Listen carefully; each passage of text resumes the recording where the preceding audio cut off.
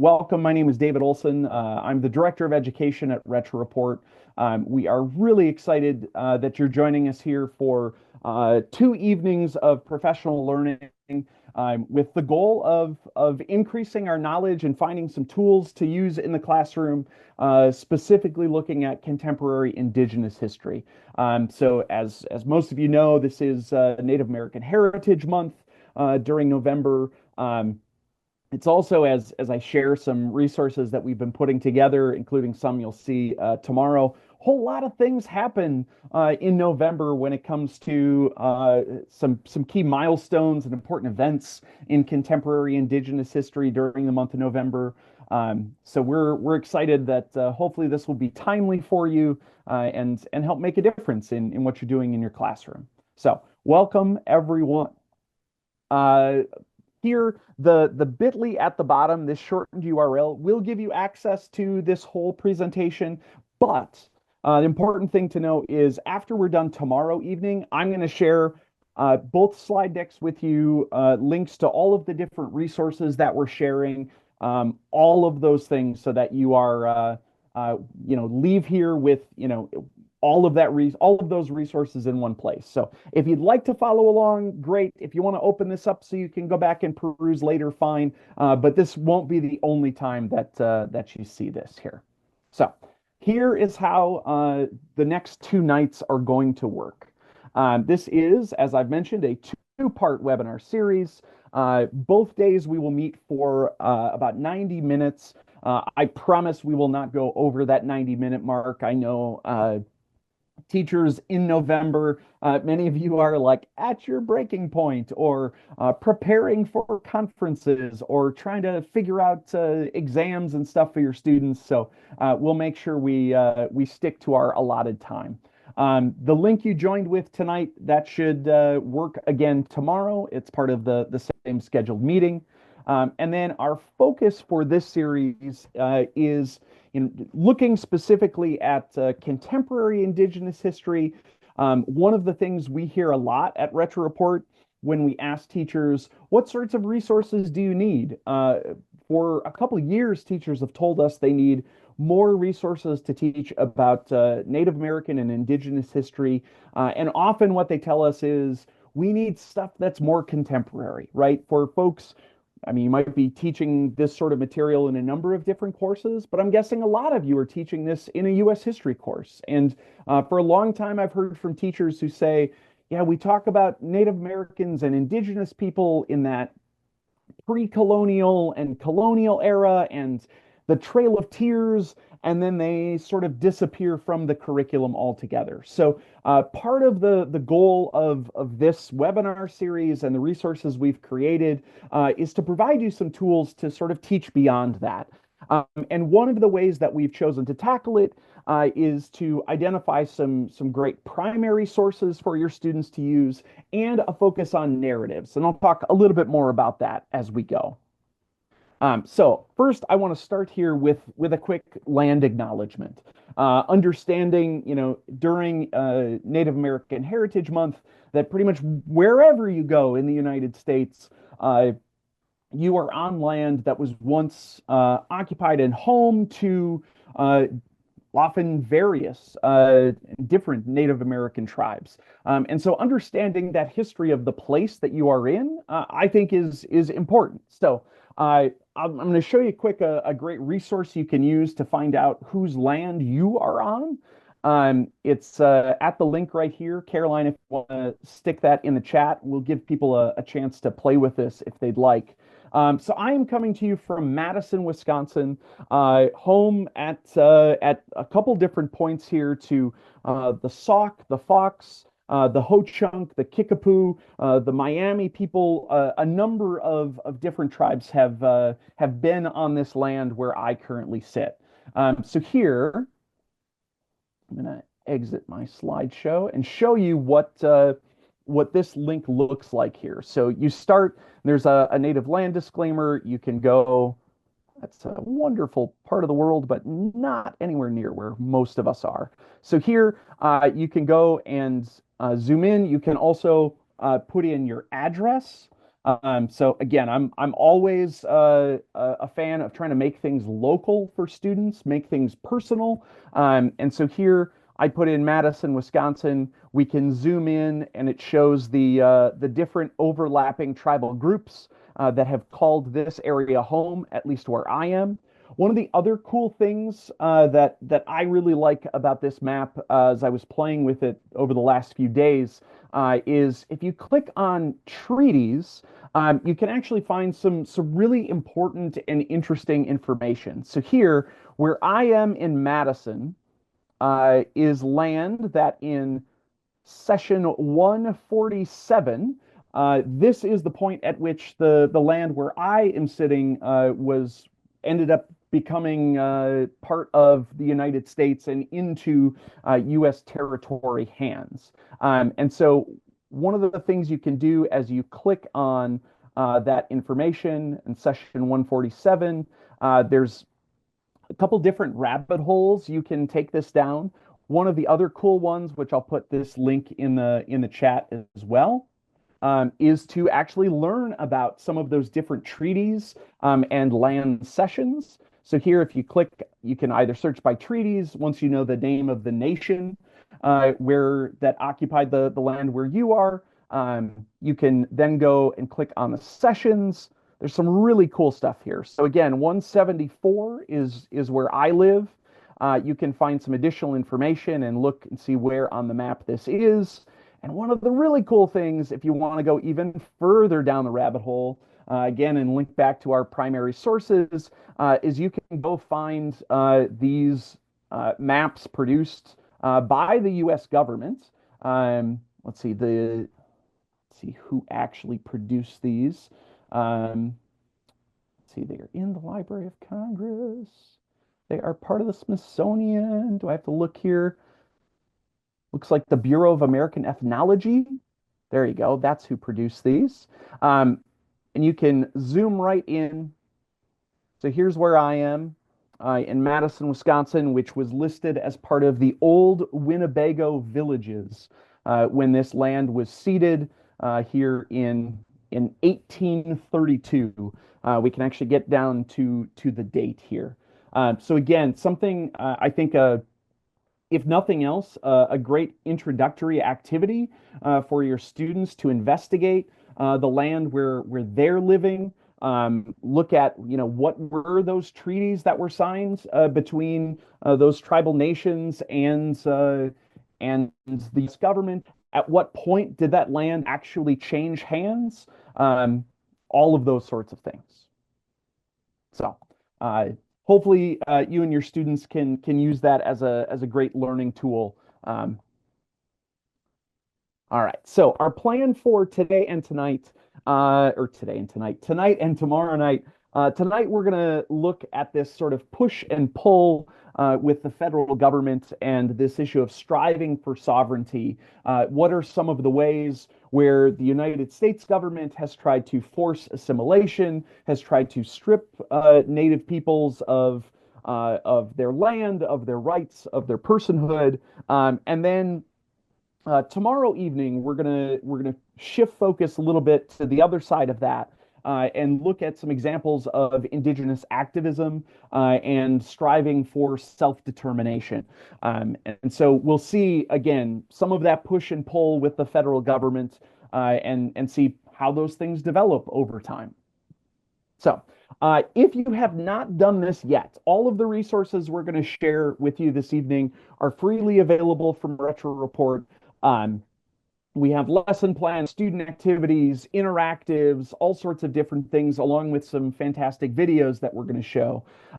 If you have not registered, created your free Retro Report account, please do so. Take 30 seconds and do that now. I know Caroline can throw the link in there to get registered. Part of why we instituted this was, number one, to keep all of those student-facing materials sort of behind a registration wall, but also to make sure that we had some idea of what teachers were using and what teachers at different levels and different courses found useful in our library. Provide us with a little bit better data so that we can create more materials, go find people who want to provide us money to create more materials, all of those sorts of things. So if you haven't had a chance to register yet, please make sure you take care of that, and that'll enable you to actually see and use all of the materials that we're going to talk about this evening.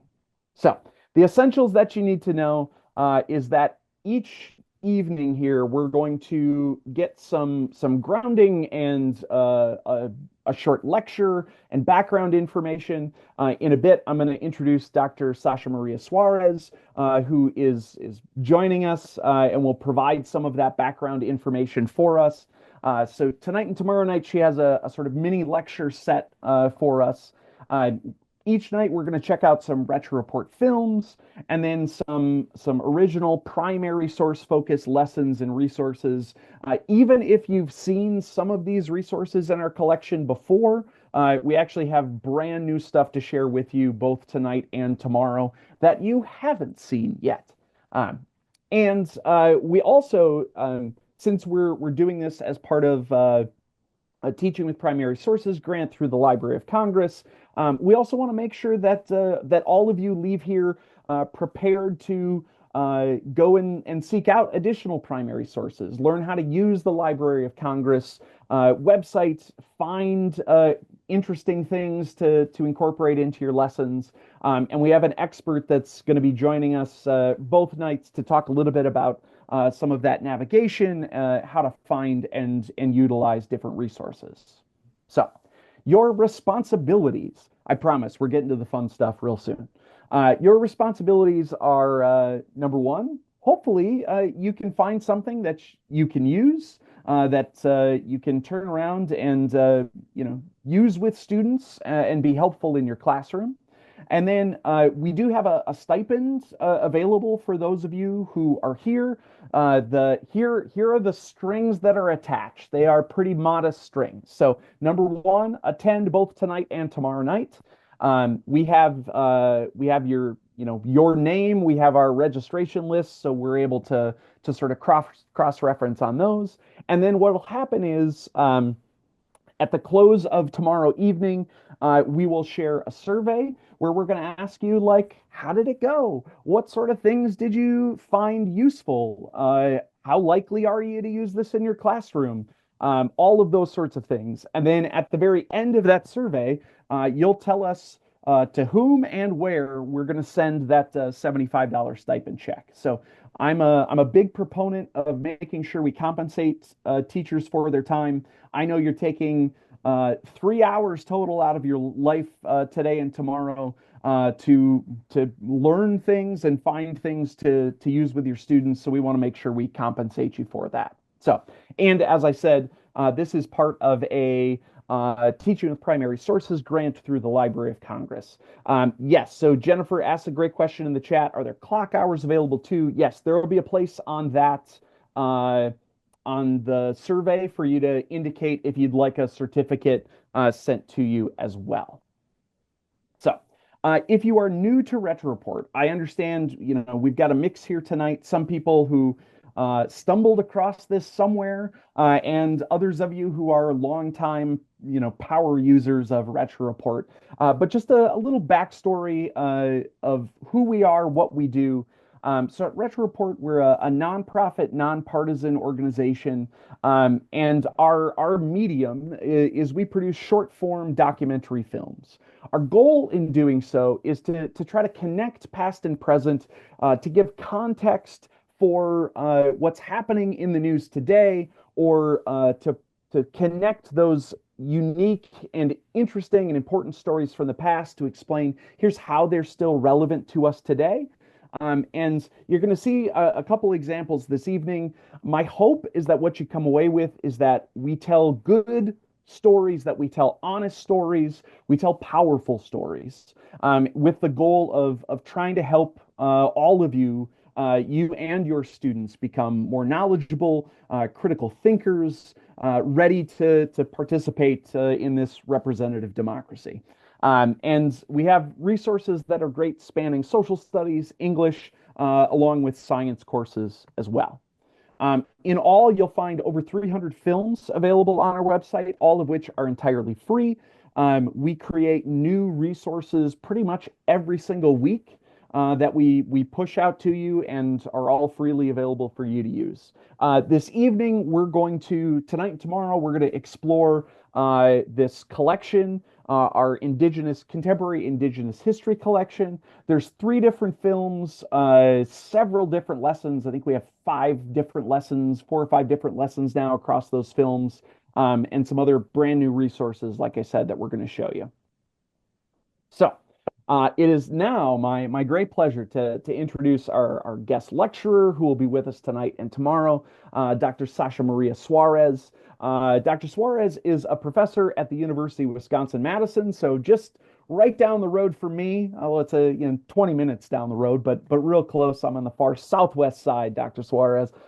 She is an expert in 20th century American Indian and Indigenous histories, and an interdisciplinary scholar. So really looking at the cross section, not only of history, but incorporating gender studies, and I'll let her explain some more of that as well. But one of the reasons in particular why I approached Dr. Suarez to join us is that, among other things, she's an expert in Indigenous social movements, urban histories, some things that will really come into play, both tonight, but especially tomorrow night when we're talking about Indigenous activism, urban relocation, all of those sorts of things. So really happy to introduce Dr. Suarez, who, again, will join us for the next 2 nights. So welcome.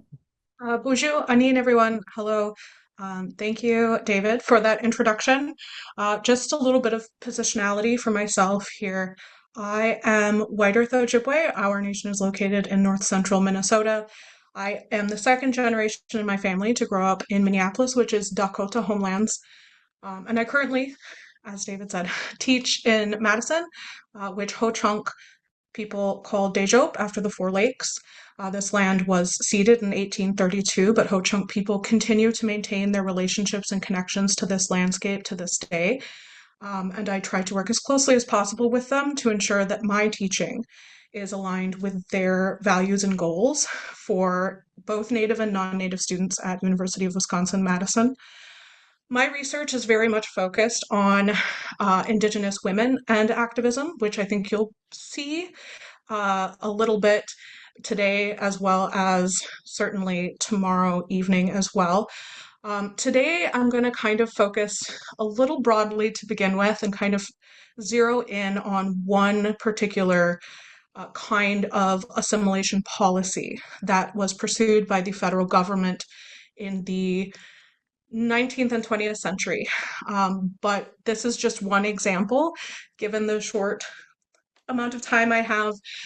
So for instance, I'm not going to be talking about how land privatization and allotment in the late 19th century connects to what I'm talking about today, but it certainly is kind of an interwoven set of practices that contributed greatly to Indigenous dispossession.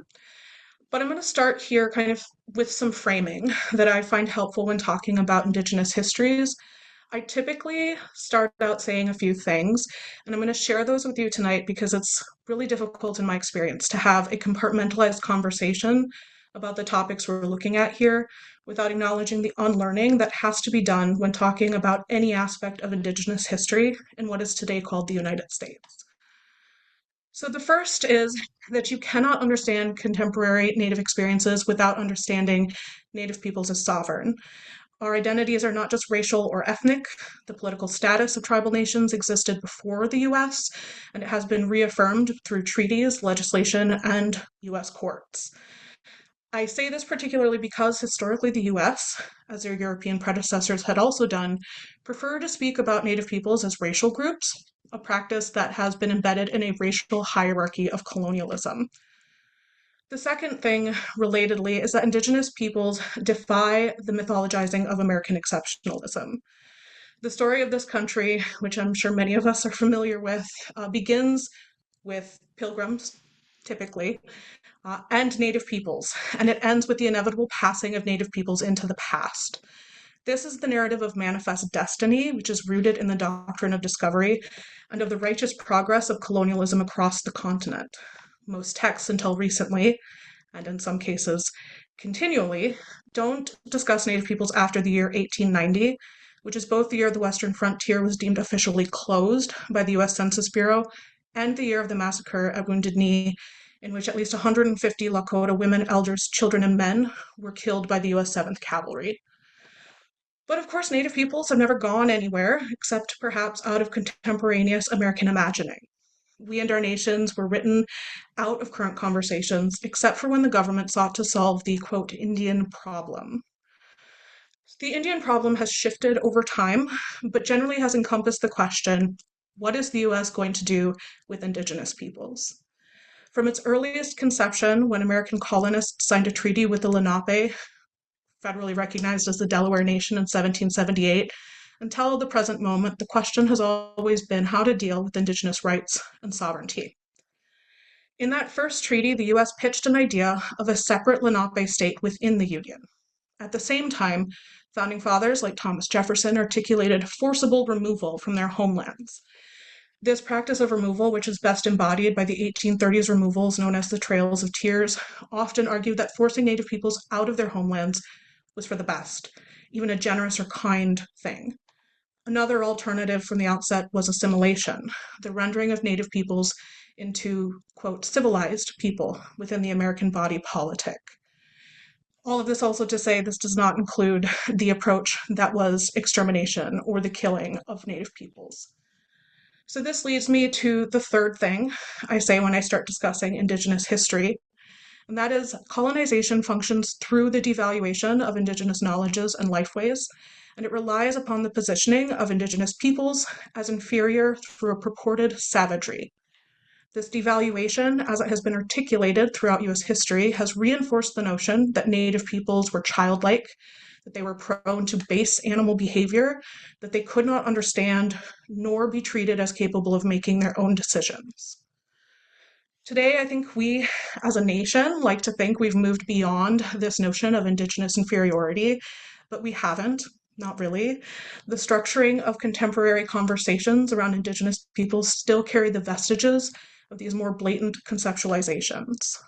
We can see it in the language utilized by opponents to tribal gaming, for instance, when they say Native peoples from nations that make substantial money waste it away without looking at the significant and proven ways that tribes reinvest that money not just into their own people, but non-Indigenous communities as well. We can see it too in the way that Indigenous parents are rendered unfit and incapable of raising their own children, in the high rates of incarceration and suicide and health crises.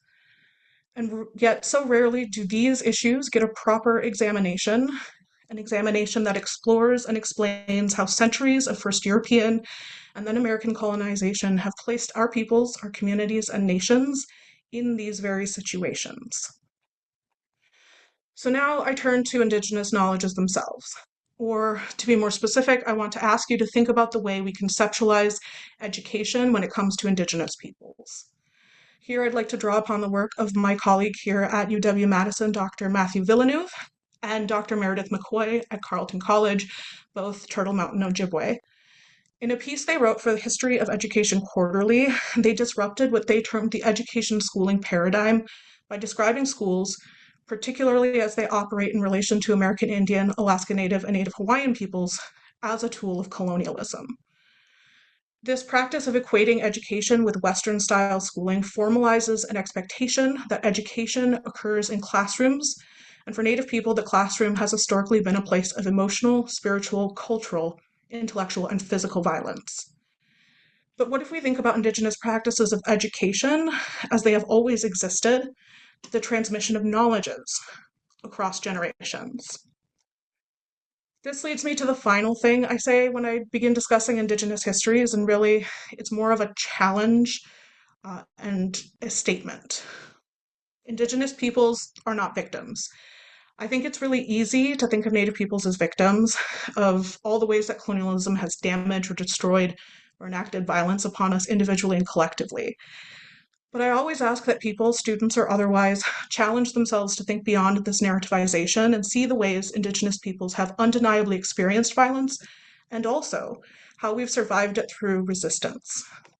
It's not an easy task, and even I haven't perfected it, but it's really essential that we start this conversation at the beginning, because without it, we all run the risk of essentializing a Native-specific position of marginality in our own homelands, a position from which it may appear that we cannot enact agency over our own lives because of massive colonial infrastructures around us.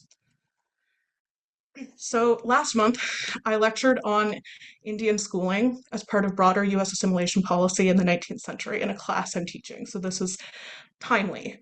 I started this particular lecture not with Richard Henry Pratt, the founder of the Carlisle Indian Industrial School, the hallmark institution of the federal Indian industrial boarding school experience, but with Indigenous uses of European and American education systems, which go back to the 17th century. Some of the first examples of Indian schooling on this continent are actually tied to Ivy League institutions, which I don't know if a lot of people realize. Harvard founded its short-lived Indian College, for instance, in 1655.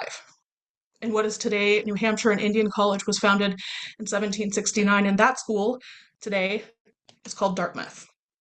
These schools were created to educate Native men specifically in what was deemed civilization, essentially European standards and norms. These were schools that sought religious conversion and adherence to European sociocultural practices. But the question is, why would Indigenous peoples ever use these kinds of schools?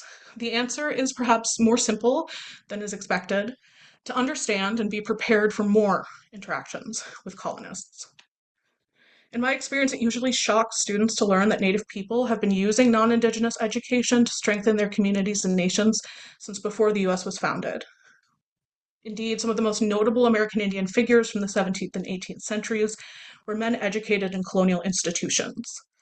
Some of these men went on to found intertribal communities made up of refugees in New England, as was the case for what is today recognized as the Stockbridge-Munsee Mohican Nation located here in present-day Wisconsin. How I propose students view this seeming anachronism is through a two-part perspective approach. The first is usually familiar as it follows the kinds of education we all receive in the US.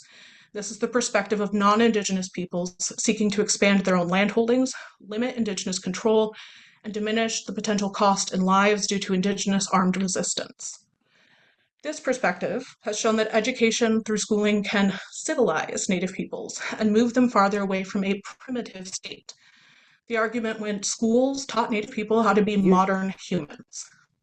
Schools converted them, taught them English, and instructed them in the necessary mode of living in a contemporaneous, predominantly white society. The second perspective is Indigenous, and it's one of preparedness. Since Europeans first arrived in the Caribbean and then in the Americas themselves, Indigenous peoples have been transmitting knowledge about them. Extensive native trade routes and complex geopolitical landscapes meant that Powhatans knew of Spanish incursion in Florida before the British ever arrived in a place that they would claim and call Jamestown. And just as nations prepared for Europeans, so too have their descendants prepared for further incursions. Such was the case for European Choctaw nations, who in the early 1800s chose to send their children like John Ridge, Cherokee, and James McDonald Choctaw, to American schools, specifically to learn American ways. The purpose was to ensure that future leaders of these nations knew what they were up against, the systems America used to try to dispossess them. It's precisely this kind of engagement with colonial schooling that led the Cherokee Nation to use the US Supreme Court specifically to try to stop forced removal. I bring these examples up not to say that schooling was at its base form neutral, but rather to highlight an Indigenous practice of co-optation and an adaptation to tools of colonialism, to bend these tools into potentially beneficial ones. We can also see this in the strategic inclusion of education in treaties. Treaties, of course, are undeniably functioning as tools of dispossession, but they also reaffirmed Indigenous sovereignty and also allowed leaders to try to negotiate for their people's future. From an American perspective, an inclusion of a U.S. agreement to provide education to Native children fulfilled their own mission of civilizing through assimilation. But for Native leaders, the inclusion of the building of schools and the promise of education carried the potential, however idealistic, of access to the knowledges necessary to continue to defend peoplehood and land. For Indigenous leaders and parents, an Indigenous future and education were not mutually exclusive. And for some, arguably, an Indigenous future required an awareness of non Indigenous society, norms, and values, an ability to be conversant in and understand American society so as to protect their nations. And yet, the 19th century shows us the institution of federal Indian boarding school transformed Indigenous choice into a mandatory participation through the adoption of schooling as part of the assimilation policy approach. The goal of assimilation was ultimately the dissolution of Native polities through the disruption of cultural, social, and political practices. The federal government has a long history of using schooling through its earliest usages, which were through Christian or mission schools, which largely operated on or very close to reservations. By the 1870s, a new kind of school system was being envisioned, particularly one that would remove children from reservations entirely. Long-standing complaints about children returning to their homes after school and continuing to speak their languages or participate in ceremonies or cultural practices were a driving force for support for these new schools, which came to be known as Indian industrial schools. The first school, Carlisle Indian Industrial School, opened in 1879. Its founder, Richard Henry Pratt, actually refined his ideas for Indian boarding school system through his interactions with incarcerated Northern Cheyenne prisoners of war in Florida. His school was operated under a military regimentation and would become a model for other schools to follow. For Pratt, he felt that his school would provide salvation for Native people. He believed that the only way for Native people to continue to exist was by, quote, killing the Indian to save the man, as his most famous quotation goes. For Pratt and his supporters, they felt that these schools were a safer and better option than that being offered by other American leaders at the time, like Theodore Roosevelt, who advocated openly for the complete extermination of Native people. Yet, despite Pratt's stance that schooling was a better option, the violences enacted upon children were not a part of this conversation, nor were the lasting impacts of attendance at these schools. Those impacts were made clear even at the time these schools were operating. Disease and death became common experiences, abuse even more common. Children whose manual labor allowed these schools to actually run often tried to run away or resist the imposition of American schooling and were often punished through physical violence. All of this to say nothing of the immediate ramifications children experienced upon being physically taken from their homes, packed onto trains, and sent very far away, where they would immediately be stripped of all private belongings and have their hair cut and their names changed. Some alumni of these boarding schools were openly critical very soon after they opened, very soon after their own experiences at these schools, and one such person was Gertrude Simmons Bonin, also known as Ekalasha, who is a Yankton, Dakota woman who was born in 1876. She began her education at a boarding school at 8 years of age when she was taken from her family and sent to White's Indiana Manual Labor Institute, where she remained until she continued her education at Earlham College. Ekalasha is known as a musician and an artist and an activist. It's particularly her writings that I want to highlight here. In 1900, she published School Days of an Indian Girl, and in that publication, she went through her own experiences, the traumas of being removed from her family, the loneliness she felt in schools, as well as the deep shame that she grew to have around her Indianness. She wrote other publications, predominantly to non-Native audiences, including publications in Harper's Weekly, that specifically highlighted the problems with boarding schools and also tried to dismantle stereotypes around Native peoples that predominantly white Americans continued to carry. This work eventually got her fired from her job at Carlisle Indian School, where she was teaching music. Such criticisms of the federal boarding school system continued, and parents resisted the schooling system in multiple ways. The first way that Native parents often did this was hiding their children when government officials, Indian agents came to remove those children from the home. Parents whose children had been sent to school either through force or voluntarily reported not being able to communicate with their children, being upset that their children were not returning home over the summer, as was the policy of these schools. So they often wrote petitions first to their Indian agents and then up the chain governmentally trying to get access to their children.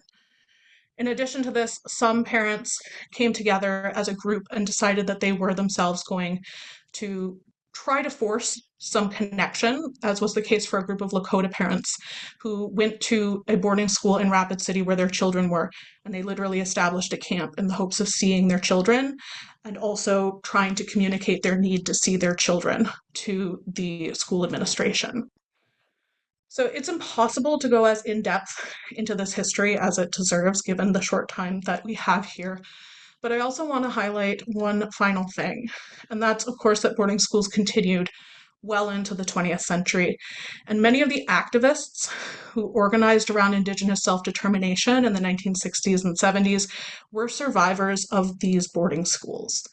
We know this directly in relation to the American Indian movement, which I'll touch on tomorrow night. Dennis Banks, one of the co-founders, spent time at Pipestone and documented it in his autobiography, as did Clyde Belcourt, who was forced to attend the Red Wing School. Another AIM member and the co-founder of Women of All Red Nations, which was founded in 1974, Madonna Thunderhawk, a Lakota woman, wrote about her own experiences back in 2021. And I'm just going to read a quotation here from what she wrote. And she said, "By the time I went to boarding school in the late 1940s and early 50s, things weren't as horrifying as they'd once been. I spent a period of these years in the US government and parochial boarding school systems on and off the Cheyenne River Reservation. My parents' generation had it much harder. In their day, boarding schools were military in style and very strict. In the late 1920s and early 30s, my mother attended Pipestone Elementary. It was a US government school. She and her classmates were made to wear uniforms and march wherever they went. Neither crying nor laughing was allowed. No one talked, and many tried to escape, but they would always be found and brought back against their will. Then the administrators would shave their heads bald, march them into the auditorium, string them up, and flog them. All the other kids were made to watch as a lesson in what happens when you run away. It shouldn't surprise anyone that many children died from illness under these harsh conditions. This is the intergenerational trauma that I and so many of my contemporaries still live with today. It informs our current fight to keep our young ones from being stolen away into white foster care."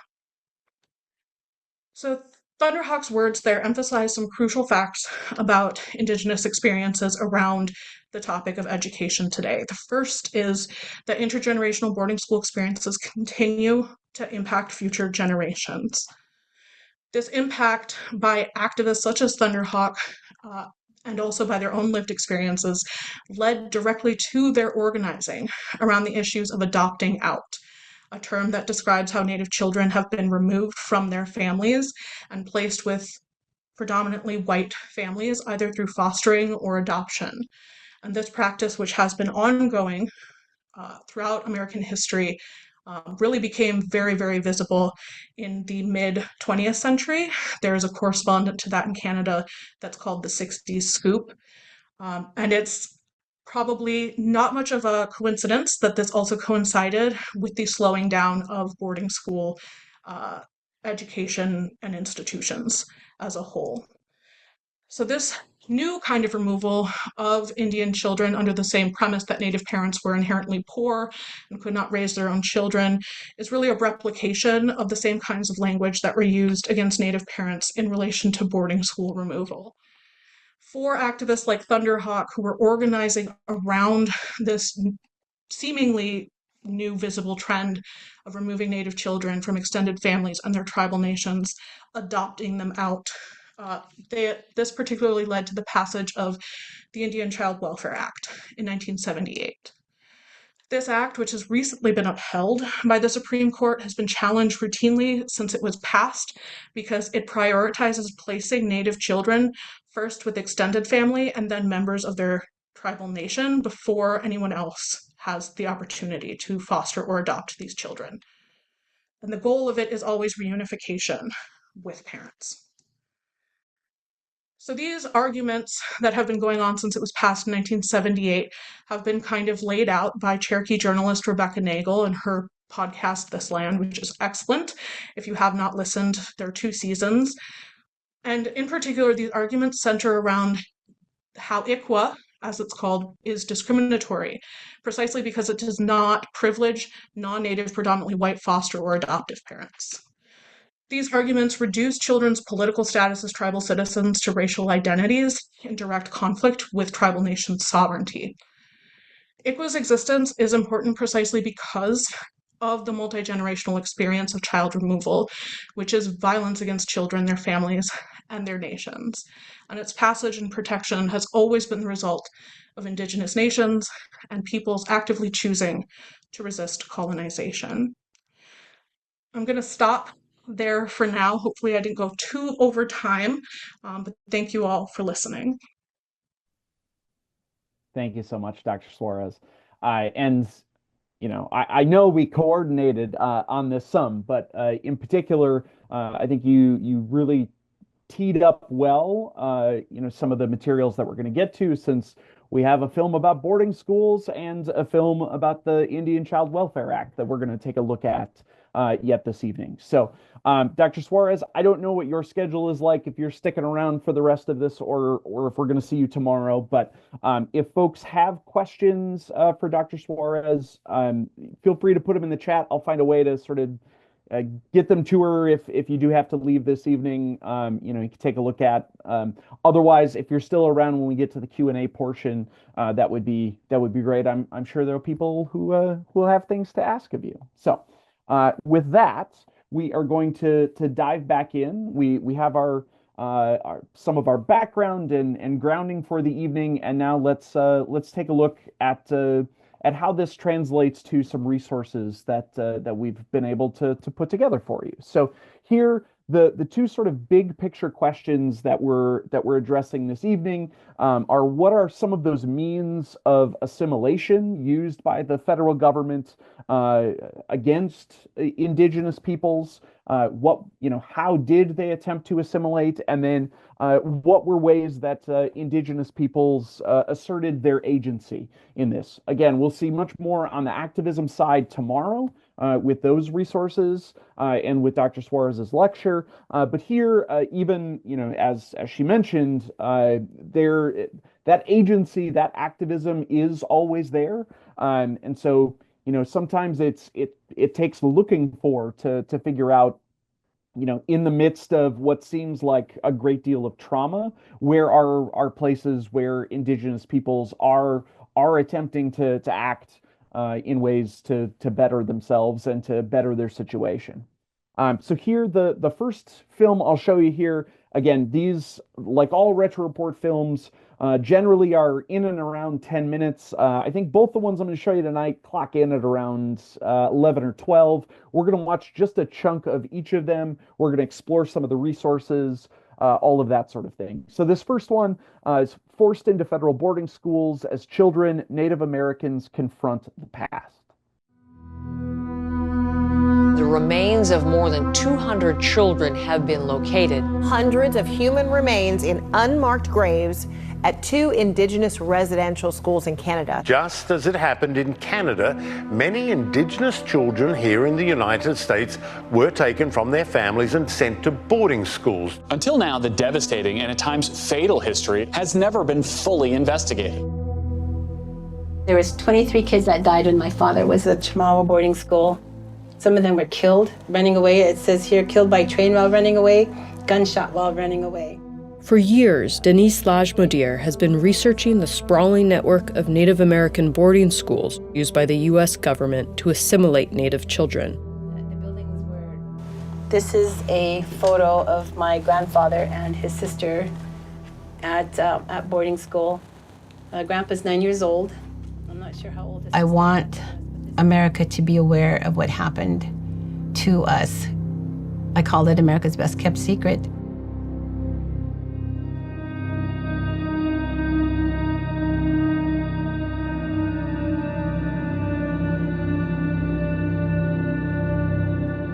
It was in 65, 66. the Bureau of Indian Affairs. They had a police force, and they were going around and they were rounding up some of these kids. And so they came to our house, and they picked me up, and they put me in the police car.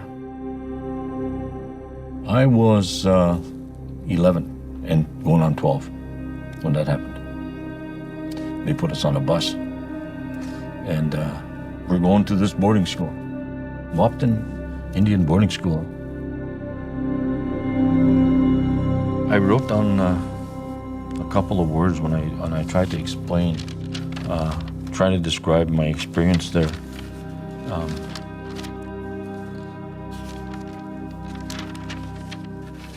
Abuse, neglect, bullying, torture, and pain. The federal government's practice of sending Native American children to boarding schools dates back to the 1800s. The boarding schools were part of this larger assimilation policy to de-Indianize the Indian and absorb people into the mainstream society. Children taking it as young as 4 and 5 years old and forbidden to practice their religion or speak their language or wear traditional clothing. And it was very intentional that they re-educate them to try to extinguish the native culture. The children, as we find them before we bring them to the government schools, we bring them in, clean them up. They are being rapidly brought from their state of comparative savagery and barbarism to one of civilization. Between 1819 and 1969, the federal government, with help from religious groups, operated or supported over 400 schools across 37 states. Estimates show that more than 100,000 Native children were taken from their families and placed in the schools. Lajmadir's research has led her to archives across the country, and it's drawn her repeatedly back to the grounds of an old boarding school, 100 miles from her home. So we can go upstairs. We walked in and all these strange people were standing there. People talking rough and mean and jerking us in line, and we didn't know from one day or another what was going to happen to us. We were all afraid of being there. When I asked my father why we were sent to boarding schools, my dad said they had no choice. We were really poor kids. And he said the superintendent had came to them and told them that we would all have to go away to school. So that one was just a chunk of that one, about 4 minutes of that film. The person I want to introduce next, and I'll stop sharing my screen here in a moment, Odia, is Odia Wood-Kruger. She is a wonderful partner of Retro Report and a member of the Métis Nation from Saskatchewan, and someone who wrote one of the lessons that goes with this film. So let me stop sharing so people can actually see you, Odia. We'll let you talk a little bit about the lesson and the materials you created, and then I'll go through and show folks where it is on the website, all of those sorts of things. Perfect. Well, Tanse, hello, everyone. So grateful to be here with you tonight. As David said, my name is Odia. I am originally from Saskatchewan, but I call Minneapolis home. So if any of you are local, reach out. I'd love to chat with you, help you out with any of this. And then I saw one of my Minnesota Indian Education Association folks on here, Colina Bebo. Colina and I are planning the Minnesota Indian Education Association conference, and we actually have a conference session about teaching about boarding schools coming up. And Retro Report's there. David doesn't join us, but we do get Feliz. So David, maybe you need to come because that's where all the cool kids are going to be in March. So please reach out for me about that. So Feliz and I have done a bunch of work together in the past, and she reached out about this particular lesson plan. And so this one was really important to me because as a K-12 educator with Minneapolis Public Schools, oftentimes people say to me, or I would hear people say like, oh, well, what do you mean? Like boarding schools are good, right? Because they were envisioning, sort of those preppy schools out east where people go and play lacrosse and the rich parents go. They didn't understand that what Native American boarding schools were or are. And in Canada, we call them residential schools. And so it's been really interesting as we try to equip teachers with the tools where they can have these hard conversations in classrooms. So when I created this lesson plan, a lot of what Dr. Suarez was saying was like, I wanted to focus on the policy, right? So that when you as teachers start bringing up this stuff, that we can't have administrators or parents or any parent committee saying like, oh, like this is really unnerving or this is really hard for students to hear. I don't think we should do it. So the focus of the lesson that I did was really about what are the government's policies that were enacted in order for this process to happen? Because we're not trying to do the shame and the blame, but if we focus on the policies and look at the tools with which, the very deliberate actions with which control was attained, maintained, and then sort of the outcomes that we see today, I felt that that was the best way to equip teachers, educators overall, with being able to tackle these really hard topics in a way that you can say, but look, I'm not trying to indoctrinate. I'm not trying to make my teacher or my students feel really bad and sad about being white. Because around the country, we also see there are some movements that we really want to stifle anything that makes predominantly white children feel bad. And this lesson, I've tried to create it as well as I can to protect teachers from that. And so even though I'm a generalist, a K-12 generalist, I love me some good picture books. And so I reference 6 of them that I say would be really good resources because I think picture books are sort of like the Trojan horse. It allows you to talk about some really, really hard topics, but you ease in really nicely with like, oh, there's pictures and, gorgeous illustrations, but we can hit some hard-hitting topics by using picture books. And so in the lesson, I have 6 of them: The Secret Pocket, Shinchi's Canoe, When We Were Alone, I'm Not a Number, When I Was 8, and Firefly, A Boarding School Story. So being Canadian, I tend to use a ton of Canadian resources. And the reason why I do that is, I think they're awesome resources. And we have a larger population of Native folks up there. So we tend, just based on population, to get more resources. But also in Canada, we subsidize publishing. So a book that's in print doesn't have to sell X amount of copies to remain in print. So it's easier to find books that maybe aren't as popular that were written in Canada versus like the churn and burn of the publishing that we see a lot down here. So Firefly was written by a very small Minnesota publisher called Blackberries and Blueberries Publishing. Tom and Betsy Peacock are absolute freaking treasures. They have a whole bunch of books that I think are really wonderful, but aren't necessarily as accessible as some of the others. I reference Birchbark Books in this lesson plan. Birchbark Books is a Native-owned bookstore here in Minneapolis. Louise Ardrich, who's an amazing writer, that's her bookstore. So you will be able to find these elsewhere. I like to recommend people buy Birchbark, but you could certainly purchase them elsewhere.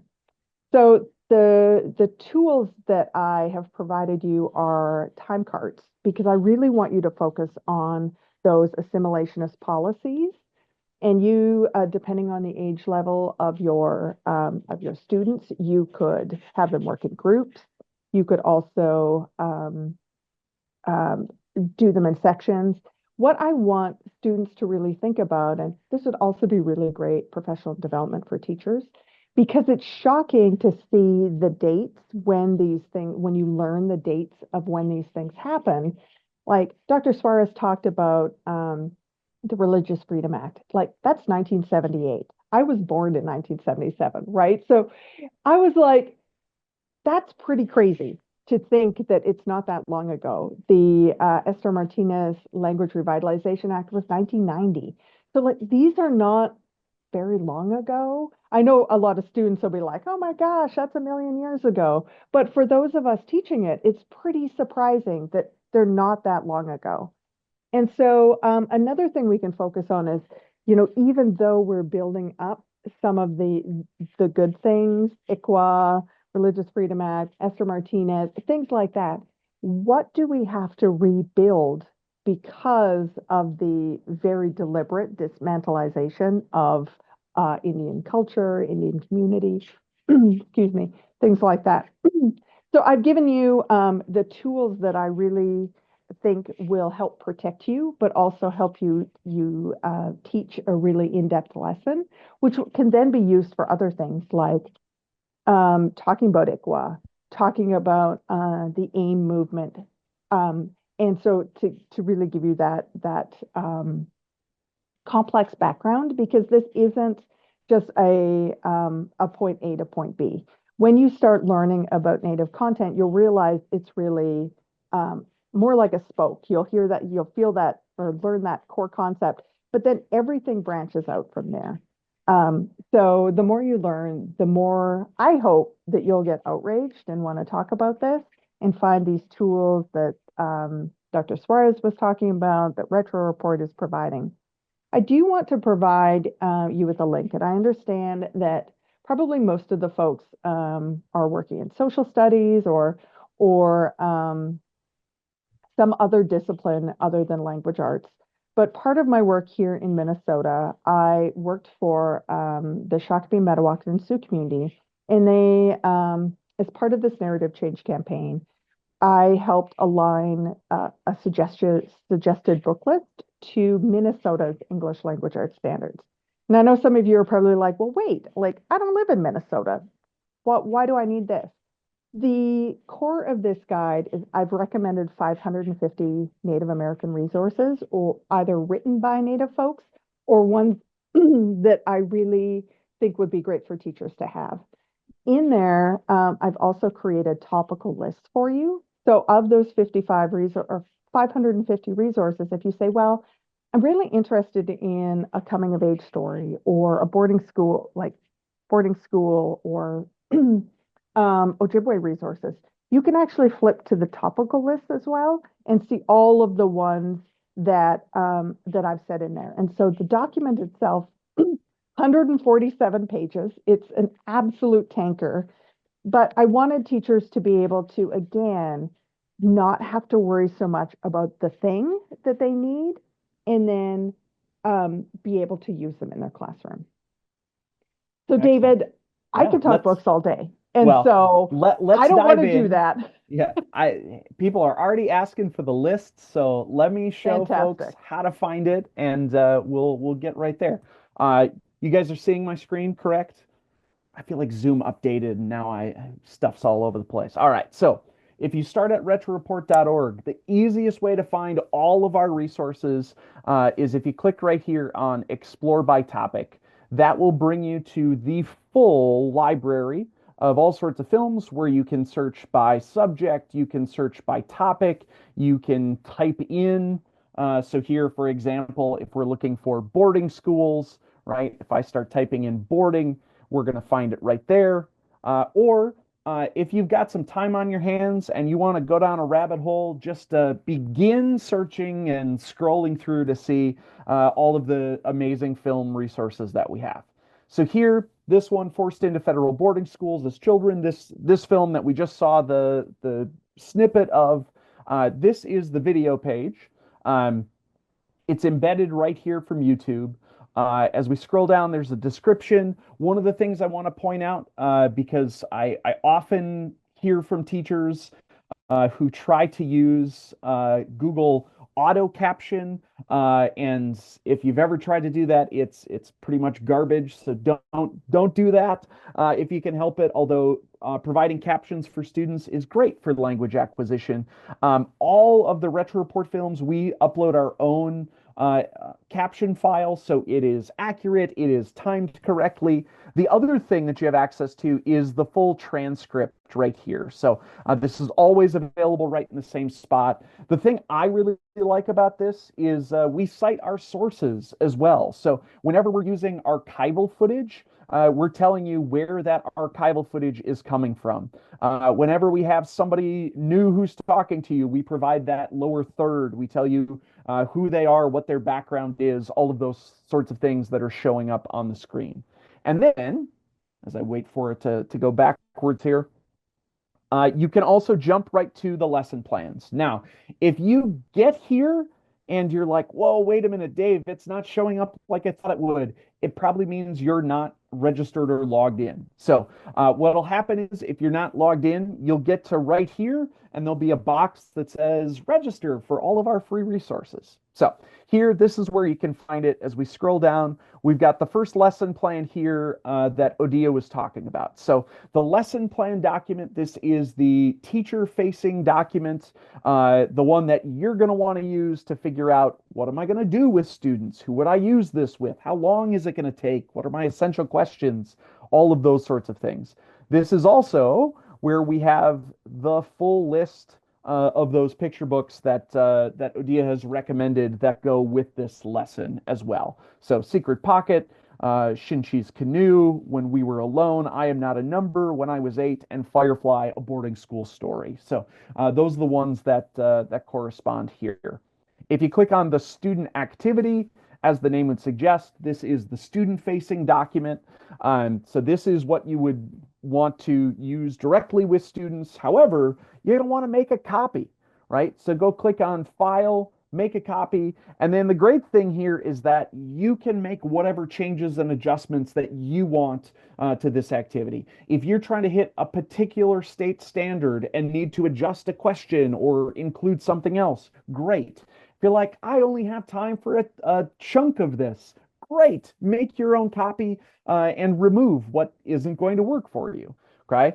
So here, what you'll find across all of our student activities are some questions that go with the film and a link to the film right there on the document, and then some other things as well, right? So here we're analyzing the experiences both of Denise Lajmadir and Dennis Dakota to see what was similar and different about what they described in their experiences in boarding schools, and then to utilize some of the picture books in this section, and then as Odia referenced, the last portion or the last resource that's included here are the timeline cards. So if you click on this, it'll bring you to this set of timeline cards here created in Google Slides. So again, easy to make a copy, to reproduce, print out if you want to do that with students, to make adjustments if you want to include, you know, additional things on this timeline. So here, I highly recommend you go and explore and take a look at this one. Then, just released today, you guys are the first ones to see it. We have a brand new lesson and activity looking at the legacy of federal boarding schools that comes with a primary source pack here. So this one begins with trying to understand the term assimilate, get to the root of what that is, since boarding schools really are about assimilation and stripping that identity of Native children. There's a couple questions with the film, and then it has students go through this primary source pack. So here we've taken a handful of primary sources from the Library of Congress that relate directly to Native boarding schools here. So here from the Flandreau Indian School, this one was taken somewhere between 1909 and 1932. Here, this cartoon from 1906. We have a couple of newspaper clippings. The great thing about this is And what I really like about the Library of Congress is, so I've provided the citation and the source. You can go right back to it. If you're like, oh man, it's kind of hard to see right there, Dave, on that. Well, you can zoom way in when you go to check out the resources at the Library of Congress. So I know when I was still teaching high schoolers, we were using Chromebooks. Those Chromebooks are so small. Those screens are really tiny. So having something where you can really zoom in and be able to look, I think is great. And then it has students go through and utilize this interactive digital map of Indian boarding schools. So this is put together by the National Native American Boarding School Healing Coalition. This is an organization that Denise Lajmadier, who was featured in the film, she's connected to. And here, this is a map that organization has put together to take a look at, to try to document all of the boarding schools and residential schools across the United States and Canada. So there is that as well. And then the very ends of this activity, if you were following the news just a couple weeks ago, President Biden actually went to Arizona, went to an indigenous school, not a boarding school, but issued a public governmental apology for having instituted boarding schools in the first place. So here, I took some excerpts from this speech that he gave on October 25th, so just about 3 weeks ago. And there's a couple questions here that have students analyze this as a primary source as well. So that's what we have for that one.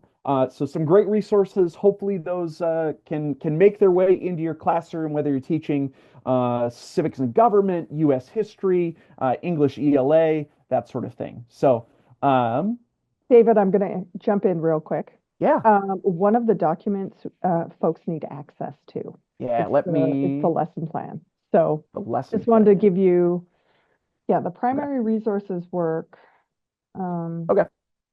You know what? I probably just didn't change the sharing settings. We are going to do that right now. That's the one.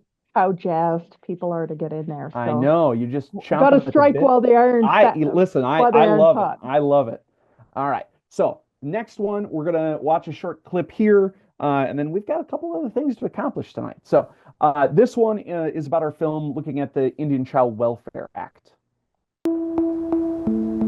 Today, the Supreme Court voted to uphold a decades-old law that governs tribal adoptions. It's known as the Indian Child Welfare Act, or ICWA. So what is the Indian Child Welfare Act, and why is it relevant today? The story goes back to the 1950s and 60s, when Native children were routinely taken from their families by social workers and placed in white homes. Lately here, we've had a lot of trouble with the social welfare of Benson County coming in, taking children away from the mothers and fathers and grandmothers. We want our children and our grandchildren, but we are not allowed to keep them.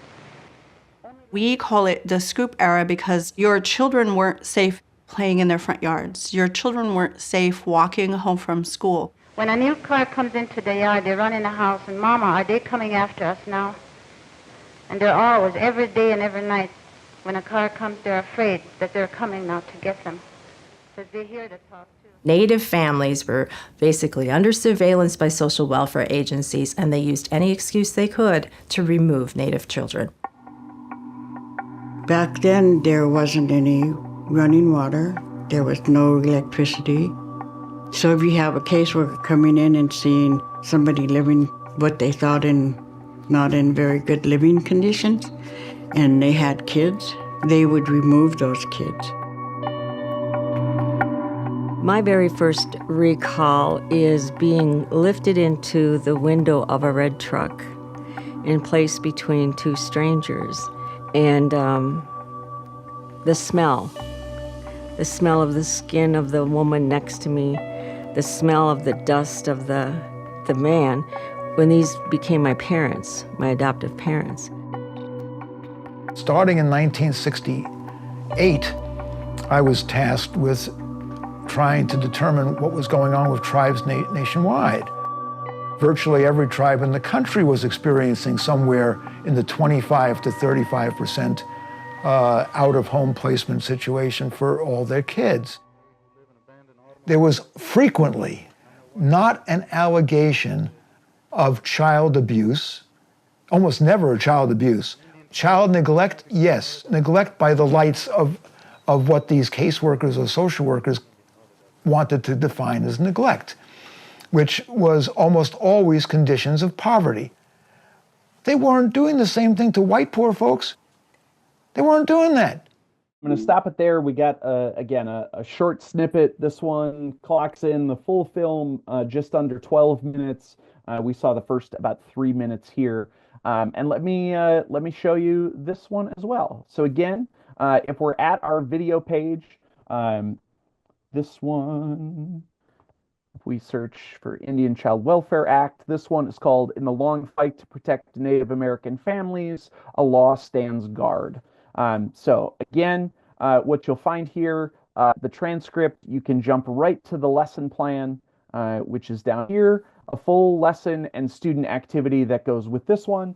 And this one this activity is focused on these ideas of tribal sovereignty. So understanding, what tribal sovereignty is, what sort of rights and powers that tribal nations have, how they interact with the federal government. I know was a longtime high school social studies teacher here in Wisconsin, and we have a specific law that states that we need to teach about tribal sovereignty in social studies classes. Now, I think there's quite a bit of variation as to how well that's done in schools across the state. But if you're looking for something, if this is part of your state standards, this is a great place to start and to look. So here, has students analyze, what was happening with young Indigenous children, and then what change was made in the law with the Indian Child Welfare Act, as we heard, doesn't come along until 1978.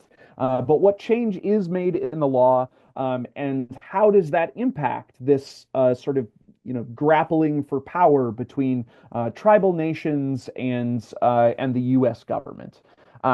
This one then goes and has students look at some example cases back in the 1800s, known as the Marshall Trilogy here, that look at some of the basis, essentially, for this idea in constitutional law of what is tribal sovereignty, who actually has, what governmental organization actually has the power, and then has students analyze. As we get down here, the last little chunk has students look at the 2023 Supreme Court case that upheld the Indian Child Welfare Act, Holland versus Brackeen. So has students go through, examine that case, to see, is it in line? Is it a departure from some of these other cases that they looked at? And then to create an infographic about the case. What did this ruling, what effect did it have on the status of Native children? How did it impact tribal sovereignty? That sort of thing. So, good question. Somebody asked, these come with a teacher key. So generally, no, because oftentimes there's, we try to make things kind of, open-ended, but they're definitely with pretty much across all of our lesson plans. As you scroll down and read in the procedure, sometimes there is, here are key answers or things there, or here's a recommendation for, other things to ask your students or to talk about. So there's some great places here to look in the lesson plan itself. All right, so we got our ICWA resources. Those were great. All right, the last amazing guest who's going to join us this evening is one Ms. Jackie Katz. So I know I'm inviting her. It's very friendly territory, but Jackie, by training, degree, and background, Jackie is a science teacher, but she is one heck of a science teacher. So Jackie currently is the K-12 science supervisor in Glen Rock schools in New Jersey. But Jackie comes with this wealth of knowledge about the Library of Congress, about using primary sources in the classroom. She even served as the Albert Einstein Distinguished Educator at the Library of Congress. So she served a whole year fellowship at the Library of Congress, essentially learning how to serve teachers. So whenever I can, I try to turn things over to Jackie and say, you know what, sometimes navigating the Library of Congress can be difficult, but when we have experts that we can lean on, we call them in. So Jackie, take it away. I'm hoping you have, do you have the ability to share your screen? I do. Brilliant. Lovely. Well, thank you all for welcoming me and my science background. I very much appreciate it. But I have let it be known that I'm going to come back in another life as a civics teacher, so stay tuned. But I do love the Library of Congress as a resource, but it can be very overwhelming. So I get to be with you a little today and a little tomorrow to kind of show you some ways to navigate around the website. So today I'm just going to start with kind of the most user-friendly way to interact with loc.gov, loc.gov. And I am going to post in the chat all the links that I click through, so you will get everything. But the best place to start once you get to this page is the teachers page, because everything here has been curated and created for use in the classroom. So you don't have to worry about things like copyright restrictions or anything. So anything you pull off of this page has been fully vetted, and it's ready to be photocopied and shared with students and posted on Schoology and Canvas pages and all of those things. So I would absolutely start here. Because many of you are history and ELA and humanities teachers, I have a feeling that primary sources are not foreign to you. But if you're just getting started with primary sources, there's a lot of introductory materials to help you figure out how to use them in your classroom. And even if you've been using them often, I find this is a great place to go for question prompts, because it might just be a way to frame a primary source that you didn't think of, and it could really have your students thinking in a different way. So even if you're a very experienced primary source user, perhaps peruse this page and see what's there for you. But I think once you feel comfortable about how to implement primary sources, one of the best places to go is the blog. The blog is very approachable. It's like less than 500-word articles that highlight primary sources that somebody at the library thought would be useful in a K-12 context. So there are things from all over the spectrum here. And what's really nice about it is they can be searched via category. So if you're interested in the topics of tonight's webinar, you might go to Native American history, and you might notice that there's 28 blog posts on Native American history. Each of these blog posts is going to highlight at least one primary source and at least one way to integrate it into the classroom. So it's not a full-blown lesson plan. It's usually like a great sort of launching idea of how you might incorporate this in the classroom. So blogs would definitely be like step number one. Of course, you could keyword search anything that you want to dig into more specifically. So I think if you're just looking to bring primary sources into your classroom, this is the first place I would go. Next place that might be useful is if you're back on the teachers page. So quick recap, loc.gov, teachers page. Then if you go to, here was the blog that we were just at, you could also go to classroom materials. And here's where you're going to find primary source sets. So the lesson that Dave mentioned with the primary source packet earlier, this is a very similar sort of concept. They're curated collections of primary sources on a given topic. And again, all different types of topics. But I believe there is a collection on Native American boarding schools, which is, again, particularly relevant for tonight. And it's all different types of primary sources, pictures, newspaper articles, books, all types of things that you can integrate into your classroom. Again, all been vetted, no copyright issues, and then some teaching ideas at the bottom, as well as additional resources, which might also be useful. So blogs, primary source sets, all kind of great starting points for bringing more primary sources into your classroom. Something else that I just always like to point out, there's primary source sets for each state. Too many words. So this could also be a cool opportunity to find sources related to Native American history specific for your state. So you might consider looking at your state to see what is there to kind of elevate the story and localize the history a little bit more, which I always think is fun and students find really, really interesting. So that's kind of just a very basic tour of the Library of Congress for tonight, because I don't want to overload everyone.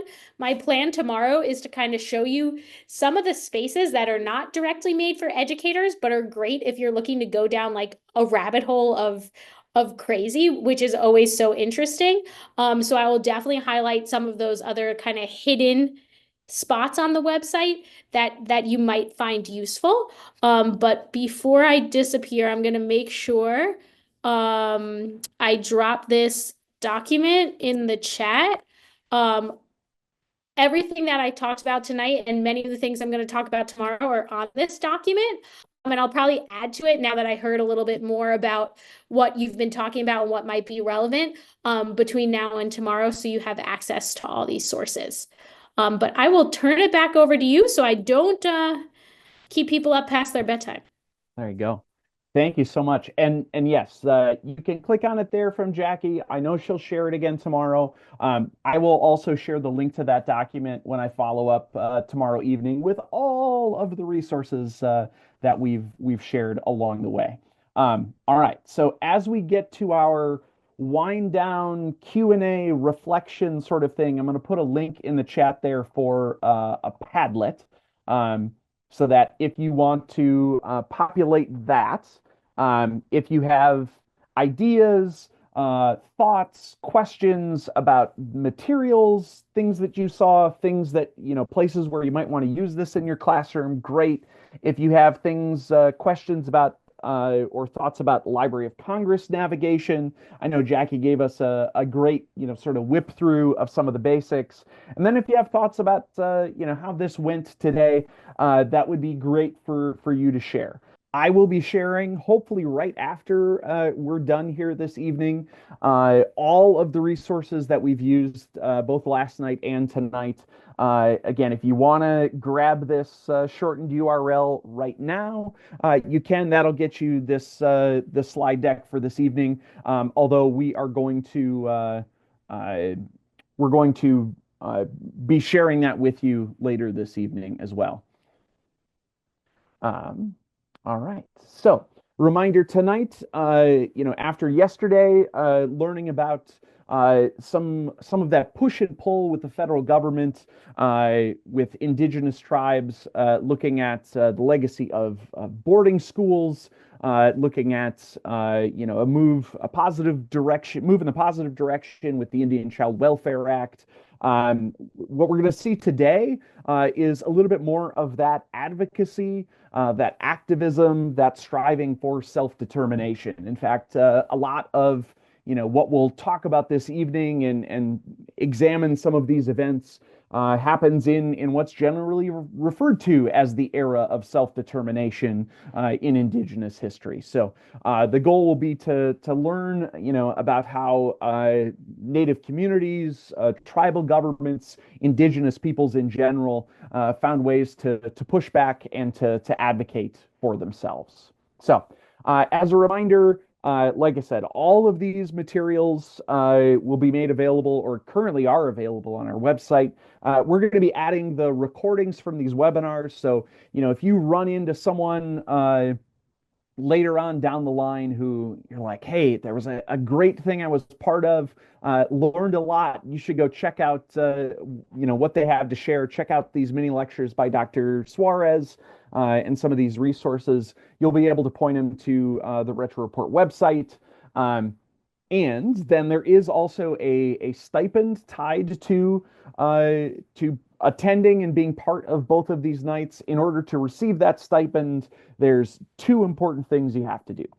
Thing number one is attend both days. So if you're only able to make it one day, congratulations, you still get a whole bunch of great materials and some great professional learning. But you got to attend both days to be able to get that stipend. And then the other thing that we'll share both in this meeting as we end this evening, and then immediately following in an email, I will be sharing a link to the Retro Report survey. There's another survey that I'm sharing with you as well that I hope you'll complete from Teaching with Primary Sources program. They like to capture some of their own data, but the one that you need to complete in order to get your stipend check will be the Retro Report one that will be clearly labeled. And on that survey, you can both request your stipend check. You'll tell us, who you are and where we're sending it. And then you also, on that survey, if you want a certificate for, clock hours, that sort of thing, you can request that there as well. All right, and as I mentioned, this program is made possible by a wonderful grant that we received through the Library of Congress Teaching with Primary Sources program through the Eastern region. We've done several of these so far, and we're going to aim to keep doing them because they allow us to create some great materials for teachers and incentivize folks to do some outreach with us. So. We really appreciate you being here and are happy to help incentivize you to come and to join us. So at this point, I'm going to turn it back over to Dr. Sasha Maria Suarez from the University of Wisconsin-Madison. So yeah, she joined us last night as well. If you were here with a great lecture, and I will say, and she will probably admit to it as well, that tonight is her passion, right? So the material that we're looking over tonight, this is like her dissertation material, her absolute wheelhouse, and where she lives academically. So really happy to have her here. I'll stop sharing my screen. I'll turn it over to you. So Dr. Suarez, go ahead and take it away. Bonjour, Anin. Hello. If you were not with us yesterday, my name is Sasha Maria Suarez. I am from the White Earth Nation of Ojibwe, but I grew up in Minneapolis. That informs a lot of my work. This is what you're going to see a lot of today. It's very much my bread and butter.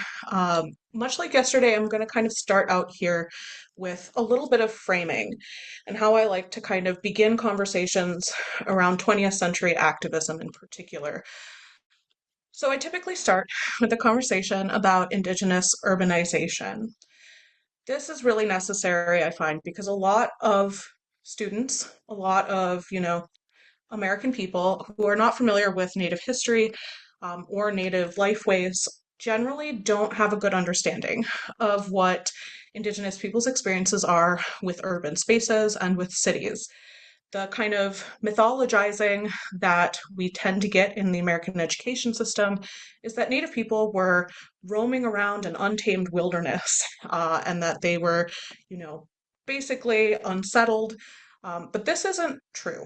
And we see this in a variety of different ways. Tribal nations each carry their own distinct histories in relation to their territories. And this also includes periods of sedentary staying in one place. For some nations, this is a long-term process, and for others, it's a seasonal process where people move about their territories, which is the case for my people traditionally. But we also have some really good examples in even just North America of a history of Indigenous urbanization.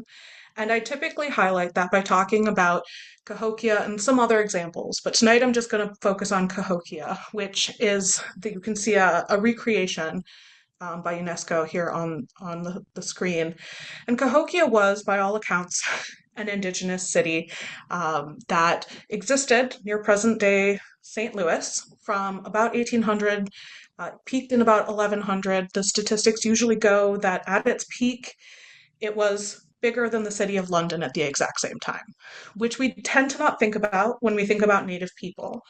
And it's really important to be very careful about reinforcing the expectations of what civilization means. So if we tend to think of cities, particularly European cities, as hallmarks of civilization, when we're talking about Indigenous urbanization, it's really important not to place those same expectations on Indigenous peoples, but also to highlight the complex social and cultural and political dynamics of Native peoples, intertribal communities, and that this has always been the case in North America, Central America, and South America. These Indigenous cities that have historically existed in the North American continent are not often talked about, and they provide a really good inroad to kind of discuss the ways that we are taught to not think about Native people as urban people. So the next thing that I typically do is reframe a conversation around cities through the understanding that most people understand American cities, which generally are kind of heralded as these symbols of progress and of westward expansion, of true settlement of the United States. And I also generally ask them to think about what was there before those cities existed. Because often, and unsurprisingly, many of these cities came to exist in places that were major gathering spaces for many tribal nations. They were trading hubs or political hubs, and settlers purposely chose to go to these places and build their own settlements because of that proximity to a tremendous amount of Indigenous movement to and through these places. Also in relation to Indigenous peoples whose homelands these cities are built on. Now, I typically use a couple examples when I talk about how American cities are built on Indigenous lands, and Indigenous cities and Indigenous gathering places, or places of convergence is another popular term.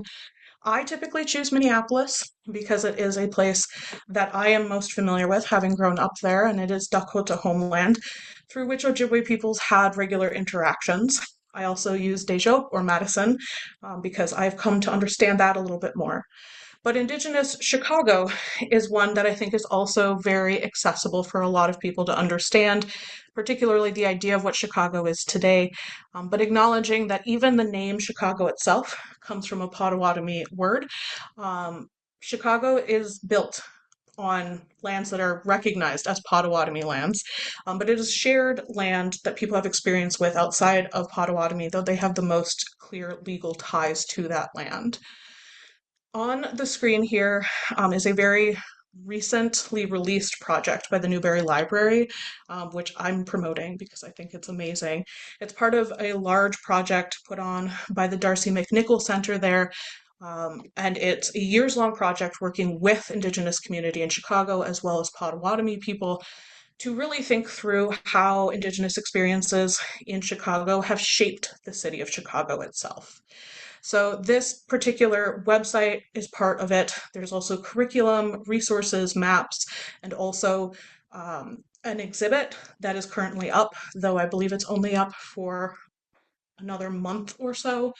And it's a really good way to kind of look at long-standing Indigenous connections to a place that we think of as an American city, and also to look at the way that Indigenous peoples over the course of the 20th century have come to Chicago and made Chicago part of their home. The reason I start the conversation about activism with cities is because most of the time, typically in the historiography, we start in the middle of the 20th century. It's important to note that Indigenous peoples have always been in cities. Indigenous peoples were moving to cities in the early 20th century, but we see a major increase in the rise of Indigenous peoples living in cities immediately after World War II. This is due in large part to the Bureau of Indian Affairs relocation program, but its ties are much deeper. So the relocation program, which essentially sought to encourage to put it nicely, Native peoples to move from reservations to pre-selected urban hubs. It was essentially designed to take people off of reservations at the same time that the federal government was pursuing a process of termination of federal recognition of tribal nations. So this was an attempt essentially to assimilate Native peoples into the American body politic, while also trying to abrogate and disrupt and remove federal recognition of tribal sovereignty on behalf of the federal government, so that essentially they didn't have to pay for Indian services or uphold treaty obligations any longer. The relocation program has a lot of different roots, and part of it comes from boarding schools, which we talked about yesterday. Boarding schools often had outing programs where children were sent in the off seasons when they weren't actually in the school. So over summers, they would be sent away from the school, and some students were sent to cities where they were supposed to work. They were often sent to work in individual family homes, predominantly white family homes. And in this way, we start to see the beginning of this idea that moving Native peoples to cities will further their assimilation. Following World War II in 1948, the government began pursuing this really in depth, and they began looking at this through the Navajo Hopi relocation program, which specifically moved Navajo and Hopi peoples to a variety of cities, including Los Angeles, Las Vegas, Salt Lake City, generally to get them off the reservation. In 1951, we see this kind of expand nationally, and the BIA began actually pursuing what would become the relocation program, which operated from that early 1950s period into the early 1970s. And over this time, thousands of Native people participated and moved off of the reservations into cities like Denver and Chicago, surrounding suburbs as well. They also moved to cities like Los Angeles and San Francisco and Oakland. This created a tremendous influx of Native peoples in these places, and they were originally promised a number of things on relocation, such as constant BIA support until they had a stable kind of living in the city, which included what they were pitched as good housing, good stable employment, access to education, be it vocational or higher education, and good schools for their children. The reality of this for most people who went on relocation was never actually found, and instead they were moved into the most impoverished parts of these cities. They often were left without the full support of BIA relocation program officers, and they often found that they had to really find support for themselves. How are they going to find job opportunities? How are they going to find housing? And importantly, how are they going to find other Native people to be around? Particularly, that social aspect became an extremely important part of early urban Native experience in the relocation program. And they worked alongside community members that had moved there prior to the relocation program. So we see here the beginning of an intertribal community in multiple different cities. And this intertribal community began doing things like creating American Indian community centers, where they would gather. They would host feasts and powwows. They would host social dances for teenagers. They would serve as kind of a hub through which people could access news about job opportunities, housing support. And we see this happening across the country. So while the BIA relocation program largely failed in its overall goals of actually moving Native people and having them successfully integrate, according to the BIA, I argue that was never actually their intention. But it failed in that respect, and that Native peoples did not, in fact, integrate or assimilate and lose their Indigenous identities. In fact, moving to urban centers strengthened their Indigenous identities through the creation of an intertribal identity, which has previously been called Pan-Indian. People came together and understood themselves as American Indian through shared experiences, while also maintaining strong tribal affiliations, even in cities. This is a bit of a generalization. This isn't the case for everyone, but a lot of people who moved to cities in the 1950s, 60s, and 70s, this was in fact their experience, and it informs how those communities continue to operate today.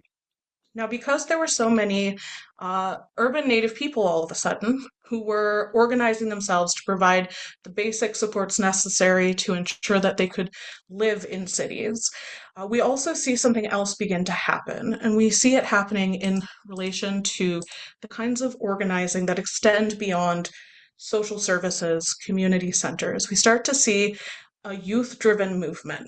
And this is what we typically think of when we think of Native activism in this period. I typically start this conversation by talking about Native youth organizing in the San Francisco Bay Area, particularly because it's very resource rich. There's a lot of material on it. There are a lot of resources. And it's also going to lead to one of arguably the most important social movements that takes place during this time period. But before I get to that, I wanted to highlight the ways that Native youth organizing was really at the bedrock of this kind of activism. So, many of the young people who went on relocation, including a woman named Lenita Warjack, a Shoshone-Bannock woman who is pictured here on this slide, they discovered that relocation was not all it was cracked up to be. Lenita Warjack was very open about saying that her experience was particularly awful. She was denied the opportunity to attend school at first and was instead directed to attend cosmetology school. Despite the fact she wanted to pursue a higher education, her relocation officer really did not want her to do that. She fought her way into University of California, Berkeley. And that is where she was at the end of the 1960s when a number of students at San Francisco State College and UC Berkeley started organizing around the creation of ethnic studies departments. This was in effect known as the Third World Liberation Front strikes, which happened at San Francisco State in 1968 and at UC Berkeley in 1969. Warjack was actually one of the co-founders and the director of the Native American Student Alliance at UC Berkeley during these strikes. And what we see happen is Native students working alongside Black, Latine, Asian American peers in these institutions, fighting for visibility and representation, but also resources so that they can learn histories that actually reflect their lived realities in America. The organizing experience that people like Warjack and other Native activists like Richard Oakes, a Mohawk man who was at San Francisco State, their organizing experiences, particularly in relation to these institutions of higher education, gave them a certain understanding of the tactics that could be most useful as they continued to pursue a stronger Indigenous future, one that provided self-determination even to urban Indigenous peoples who routinely had been left out of conversations about sovereignty at this point. Not long after the student strike at UC Berkeley, we see something else happen in the Bay Area, and that is the beginning of the occupation of Alcatraz, which is generally heralded as the signifying moment of what is called the Red Power movement. So called because it's very similar in terms of its protest approach to the Black Power movement, such as the Black Panthers. It is a particular kind of movement that is defined as confrontation politics, as direct action, as militant. However, the occupation of Alcatraz really kind of highlights the ways that Native activism at this time was moving between these two ideas of confrontation and nonviolence as well. In November of 1969, a group of urban Native people from the Bay Area, they landed on Alcatraz Island, and they claimed that island. And they said they were going to keep that island, and they were going to transform it into a place where the community could get healthcare and education, and have cultural space.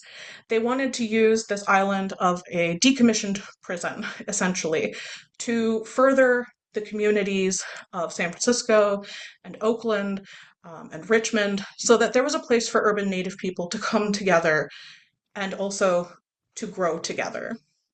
From the very outset, Alcatraz had some very important dimensions that are talked about frequently, but I want to highlight the ways that they're more important to think about than perhaps the imagery that we tend to see from the photos that are around everywhere, and also the very well-known radio show that John Trudell, later a member of the American Indian Movement, did, which is, they're all wonderful. But what I want to highlight is the fact that almost immediately, these organizers, which included Lenita Warjack and Richard Oakes, began building an infrastructure on the island. They established daycare and schools that were staffed by people who had the experience in doing these things. They created a health clinic that was staffed predominantly by Native women as nurses and doctors. And they also began an extensive outreach public PR program that really facilitated movement across the Bay and outside of the Bay to garner support. The reason I say this infrastructure is important is because in large part, it is work that was done by Indigenous women who until fairly recently have largely been left out of the conversation, not just at Alcatraz, but in Native activism during Red Power generally. So I'm going to move on here in these little snippets that I could talk about for a very long time to Minneapolis and the American Indian movement. Minneapolis is routinely known at this period in the 1960s as a place of tremendous racial discrimination. And as the Native population of Minneapolis grows, Native people find themselves predominantly in South Minneapolis. Their location there is in part of the most impoverished area of the city, directly below downtown and Skid Row, which would eventually be removed. And in addition to this, they really struggled to access housing. Landlords routinely refused to rent to them because they were Indian, they were not hired for jobs, or they were immediately fired. Children experienced incredible racism in schools, and the police regularly targeted Native people. This was being addressed in multiple different facets by the community. This is the center of my work. But alongside what I write about is the creation of the American Indian movement in 1968. This is typically framed as a founding that was done predominantly by Ojibwe men.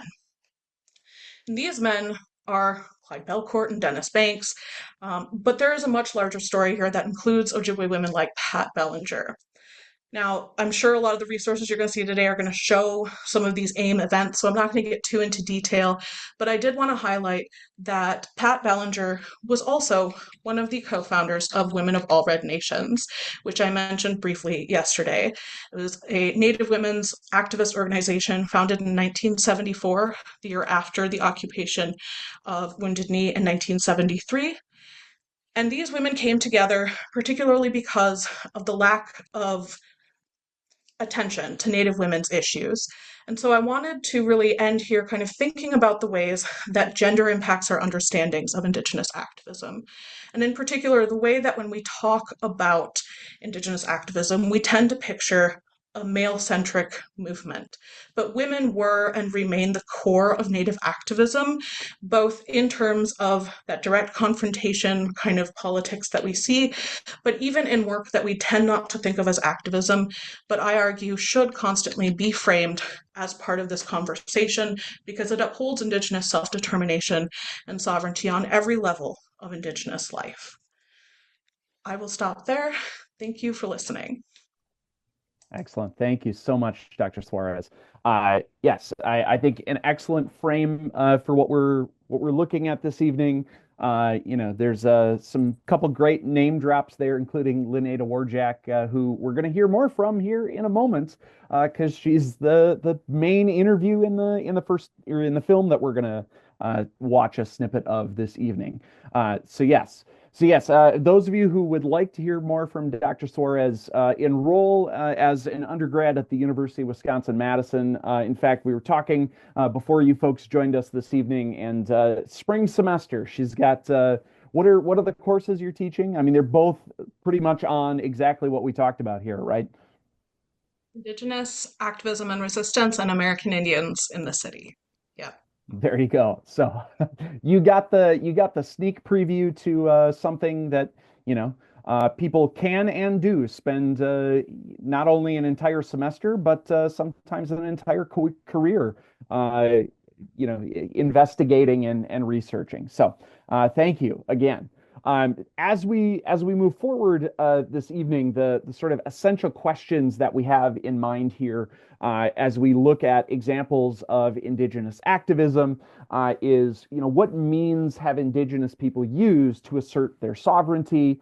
And then how have treaties and federal legislation affected relations between federal and tribal governments? So we have a couple different layers here, as is often the case, right? We see this through most political and social movements throughout U.S. history. There are what are the people doing? What are the goals? What are the means to them advocating for their rights? And then what is the interplay between the federal government, sometimes state governments, and other political organizations? In this case, because we have Native American nations that are existing here in the United States, we get the same sort of thing here, this back and forth between federal and tribal governments to try to come to agreements here.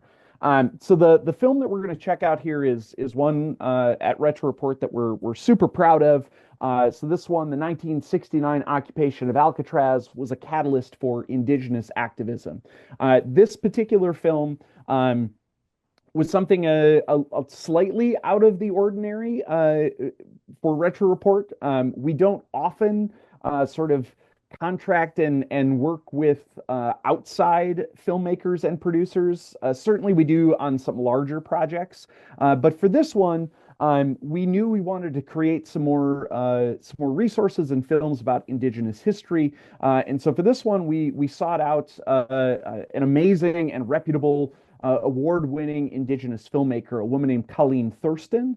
She is not only a very accomplished documentarian in her own right, but she's also an assistant professor in film at the University of Oklahoma. Ms. Thurston is also a member of the Choctaw Nation of Oklahoma and has been just a fantastic partner in working with Retro Report, not only to create this short film, but to connect us. I know Isadora in the chat had referenced we did an event at our offices in New York City where Leneda Warjack, who you'll hear from momentarily, was able to come and speak about her role historically in this movement, the things that she's still advocating for today. So again, really proud of this film. We're going to watch a segment of this, about 5 or so minutes. So not the whole film, but I encourage you to go watch the whole film on your own. American Indians have secured the island of Alcatraz. Alcatraz is a moment of inspiration. It was an intertribal movement that garnered national attention and that brought about policy change that affected our people. It's the gold standard of activism.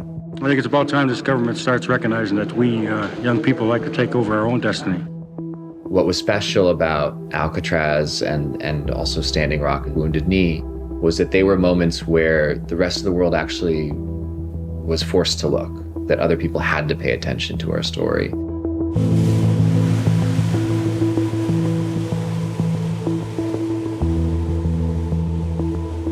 On November 20th, 1969, a group of Indigenous activists occupied Alcatraz Island, claiming it under the banner of Indians of all tribes. Leneda means Warjack, one of the first Native American students at the University of California, Berkeley, and 23 years old at the time, was one of the leaders. The occupation of Alcatraz was just to visibly put ourselves out there to take land back, because this country is our country, and the island is native land. It belonged to the Ohlone people. The federal prison at Alcatraz had been abandoned since 1963. So the occupiers invoked the Treaty of Fort Laramie, signed in 1868 between the United States and the Lakota Nation, claiming that it allowed them to seize federal land that was no longer being used.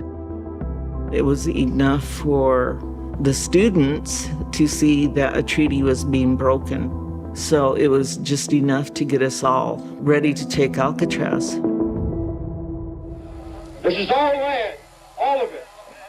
This is a starting place for all American Indians to rally around. On the island, Warjack was a key strategist and one of the female voices in the leadership. Richard Oakes, a Mohawk activist and San Francisco State University student, became the face of the occupation in the media. We wish to be fair and honorable in our dealings with the Caucasian inhabitants of this land, and hereby offer the following treaty. We will purchase said Alcatraz Island for $24 in glass beads and red cloth, a precedent set by the white man's purchase of a similar island about 300 years ago. We know that $24 in trade goods for these 16 acres is more than was paid when Manhattan Island was sold, but we know that land values have risen over the years. We appointed our governing leadership. We actually had an election, and from there we established who was going to cook the food, who was going to bring the food over, who was going to be on security, who was going to help with the children, who was going to teach the children. The Indians seem to be picking up a lot of support. They have received several $1,000s in cash and foodstuffs. Television news coverage spread the story of the occupation around the world. It drew attention to the occupiers' demands to end federal policies like forced relocation and the termination of tribal rights. We will become an international outlet worldwide for authentic Indian art. And this will establish our base income to run the island and our university. Warjack wanted to set up a Native American Studies Center on Alcatraz to teach more accurate American history. She had successfully pressured Berkeley to establish the first Native American Studies curriculum a few months earlier. It was all colonized studies. They don't want to be confronted with the fact that this country was based on genocide of our people. So we wanted to initiate programs to talk about our truths and our histories. Plans for the future were being laid. But then, in January 1970, tragedy has come to Richard Oakes, the leader of a group of Indians now squatting on the abandoned prison grounds of Alcatraz. His 12-year-old daughter Yvonne died today of injuries suffered 5 days ago in a 3-story fall while playing among the prison buildings. Richard didn't want to stay out there. It's really hard to lose a child. And so he went back, and then we just kept working, just move forward, keep going. Soon, media coverage turned negative. Negotiations with the federal government broke down, power was cut off to Alcatraz, and living conditions deteriorated. What is the situation now on the island? Well, we have a considerable cache of canned sea rations, but then we don't have any fresh fruits, vegetables, or meat or milk. We don't know how long we'll be able to hold out food and water-wise, but we're going to hold out there as long as it takes to maintain our occupation. There was a lot of negative press always saying bad things about us, you know, how we were a bunch of wild Indians, I guess. That's just a segment of that one. This one, it's a little longer than some of our other films, clocks in at just over 13 minutes, but I can assure you it's worth it. A good portion of the rest of the film talks about how these events at Alcatraz really directly lead to this, indigenous civil rights movements and further protests, occupations, advocacy, changing laws, even to the present day where we see indigenous-led protests. So I encourage you to check it out, take a look. There's some, not only is the film great, but here I'll show you again, as we start. So Stacy, great question. 1969 was the takeover. It bleeds over. I can't remember exactly how many days they remained there, but into 1970 is how long that protest lasts. So here at the Retro Report Library, right, you can scroll through find, search through our over 300 different films. You can search by subject, by topic. You can also search by keyword here, right? So if I put in Alcatraz, this is what I'm going to come up with here. We come to the video page. Again, just as a reminder, you can see the video and the transcript, all of that on the page. If you do want to see, and we highly recommend that you go see the classroom materials, the lessons and activities that go with this, you do have to have created your free account and be able to and sign in here, and then you'll be able to see all of this. So with this one, we do have a full lesson and student activity.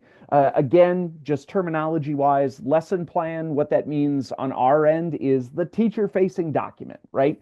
What am I going to do with this lesson? Where might I use it? Who might I use it with? What are my students actually going to do? What resources do I need? That sort of thing. I know there was a question yesterday about how, thank you, Dr. Suarez, last 19 months into June of 1971.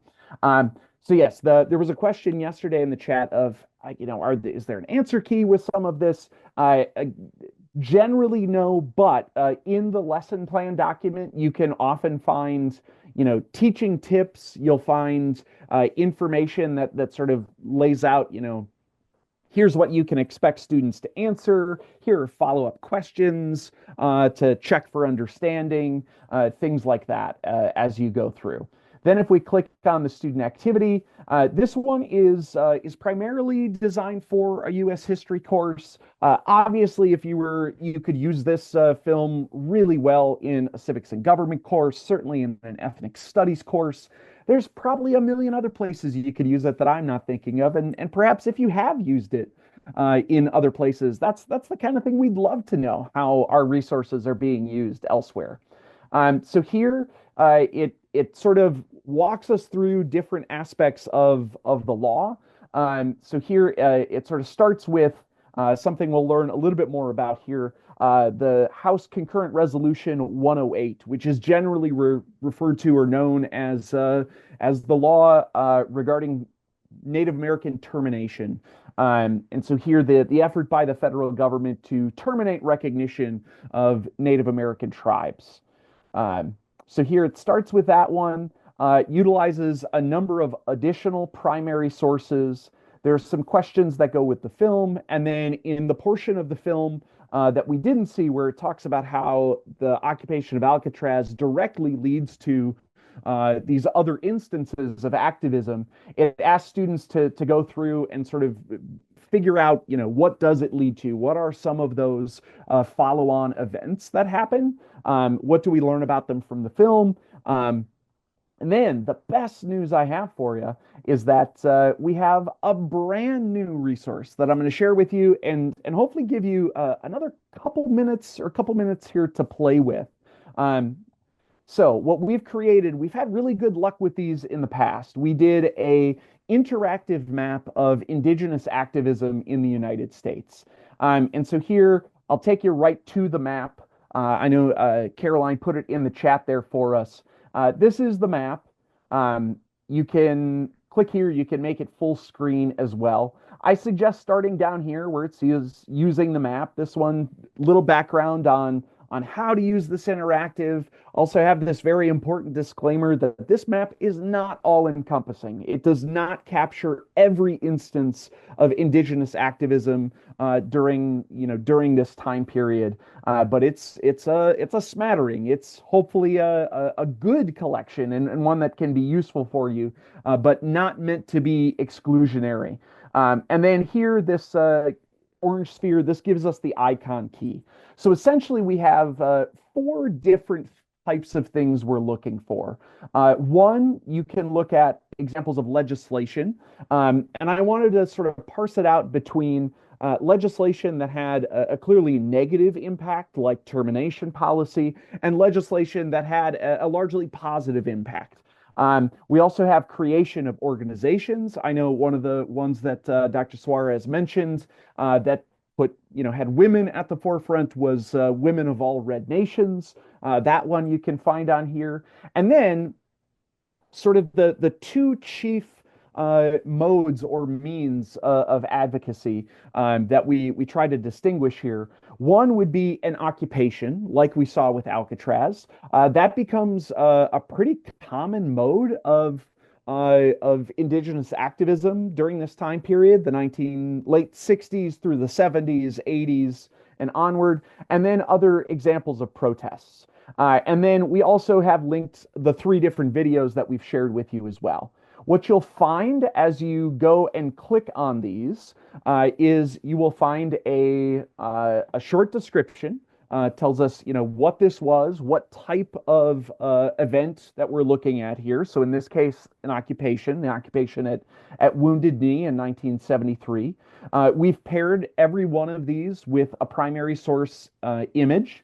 So here, this one is from the Library of Congress. For all of these, we've also linked to the image source. So where possible, like where it's Library of Congress, the great thing is, like I showed you yesterday, you can go and view the enlarged image, right? And have students actually dive in and read what is this? When is it from, right? Yes, I totally agree. Images are such great tools to use with students, especially rich images that have them, play the role of detective, really use those inquiry skills. And then with all of these, there's also a link to another outside source, right, where students can go learn more. So this one actually is a National Public Radio story that students can either listen to or read. That's sort of a look back after 50 years of the occupation at Wounded Knee. So I want to give you folks a couple minutes here. Hopefully you can pull this up on whatever device you're looking at. Let's report back in a couple minutes here and see if you found things that were interesting. I'm going to resist the urge for 3 minutes to talk. I'm just going to be quiet. All right. I see some great comments in the chat. If there are things that you think ought to be included here, this certainly is something that we can update and add to all of those sorts of things. Our time frame is we wanted that sort of post-war sort of era. I think the earliest event we have on here, which I thought was important, was the founding of the National Congress of American Indians. In that sort of World War II post-war era, this is sort of the beginning of the sort of national organizations that come about. So everything is since this time. And yes, the one that is most recent on here, I believe, actually the Kumeyaay border wall protest. There also was a protest in Washington, D.C. not too long ago to free Leonard Peltier. So yes, if you have other ideas of like, Dave, this really should make the list, if we have something that's a specific event or founding of a influential organization, send it my way. We'll go through the fact-checking process and see if we can get it added to the list. I know Sarah Zemnick, who is just outside of Cleveland, made a comment in the chat about how after years and years of pressure, the Cleveland Baseball Club changed their name from the Indians to the Guardians. Some of that starts here, actually in Minneapolis, St. Paul area. I remember this vividly as I grew up in the Twin Cities. Watched, actually, if you look behind me, you can see my shrine to the Minnesota Twins here and their 1991 World Series that they played against the Atlanta Braves. And it was the place where the National Coalition of Racism in Sports and Media really began and sort of came to the public's attention, advocating both at the 1991 World Series and then again just a few months later at the 1992 Super Bowl, held in the exact same place at the Metrodome in Minneapolis because the Washington Redskins were playing in that Super Bowl. And this is another team that only recently, just a few years ago now, was decided to change their name from a racial slur to well, first they were the Washington football team and now the Washington Commanders. So yeah, great stuff here for your students to dive into. Like I said, hopefully you can find ways to use this in class and have it be beneficial to you. At this point, if you thought that one was great, we've got another interactive to share with you. At this point, I want to introduce my friend and colleague, Kathy Ruffing, who's joining us from Street Law. Kathy does amazing work. She will tell you she has probably the longest title in the business here as Senior Director of Teacher Professional Development and Curriculum at Street Law. And she's put together some marvelous resources, including a whole set of legal timelines, also through a Library of Congress Teaching with Primary Sources grant. So at this point, I'm going to turn this over to Kathy and give her a chunk of time here to share the legal timelines. Kathy, take it away. Great. Thanks, Dave. So I am starting a timer because Dave is graciously ceding 10 minutes. And in the PD world, I know not to overstep my time. So I'm going to keep it to 10 minutes. I'm Kathy. I'm from Street Law. Some of you, I'm sure, know about Street Law because I've been sending some personal messages out to some people whose names I recognize. But there's probably a good chance that a lot of you really have never heard of Street Law before.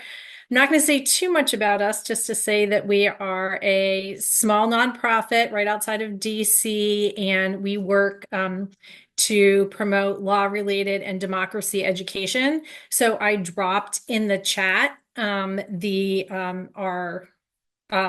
website, our general website, which is different than what I'm going to really talk about today. So if you want to read more about Street Law, please do check us out.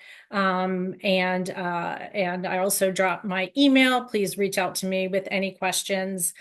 Please put any questions in the chat. I am not really good at multitasking, so I probably am not going to be able to answer them live, but I'll hang out afterwards and make sure I answer all of them. What I am here tonight to talk to you about is our Library of Congress Teaching with Primary Sources project, or one of them. And we call it Legal Timelines in American History. And so it is a different URL from Street Law. It is legaltimelines.org. Somehow we got lucky enough to actually get that URL. And we have 6 interactive timelines and accompanying inquiry packs. So these are the ones that we have. Federalism, our newest one, the one I'm going to talk about tonight, Native American legal history, presidential powers, safeguards of justice, which is really rights of the accused, students' rights, and suffrage. There's a timely one. So tonight I really want to talk just about Native American legal history, but I would love it if you took the time to go and check out any or all of these. So Native American legal history is the most recent one. This is the one that we just launched in October. And we worked really long and hard on this, and we worked with a group, a teacher advisory group that we call, because we're law nerds at Street Law, our teacher amicus group. And we had several people in that cohort who taught large populations of Native students who were Native themselves, who academically studied Native American studies. So we had really good advisors about what could make this timeline and what couldn't, because sort of like Dave was just talking about with the interactive map, you know, there's a point at which it gets too cluttered if you have everything in there. So there were some really hard decisions made about what made the timeline, what did not make the timeline. We also had an academic advisor that helped us. So part of this project is the actual timeline. It's an interactive timeline, and as you click through, you will see a majority of Library of Congress documents, but also some other things, some videos. One of the things that you will see if you keep going along in the timeline later on is you will see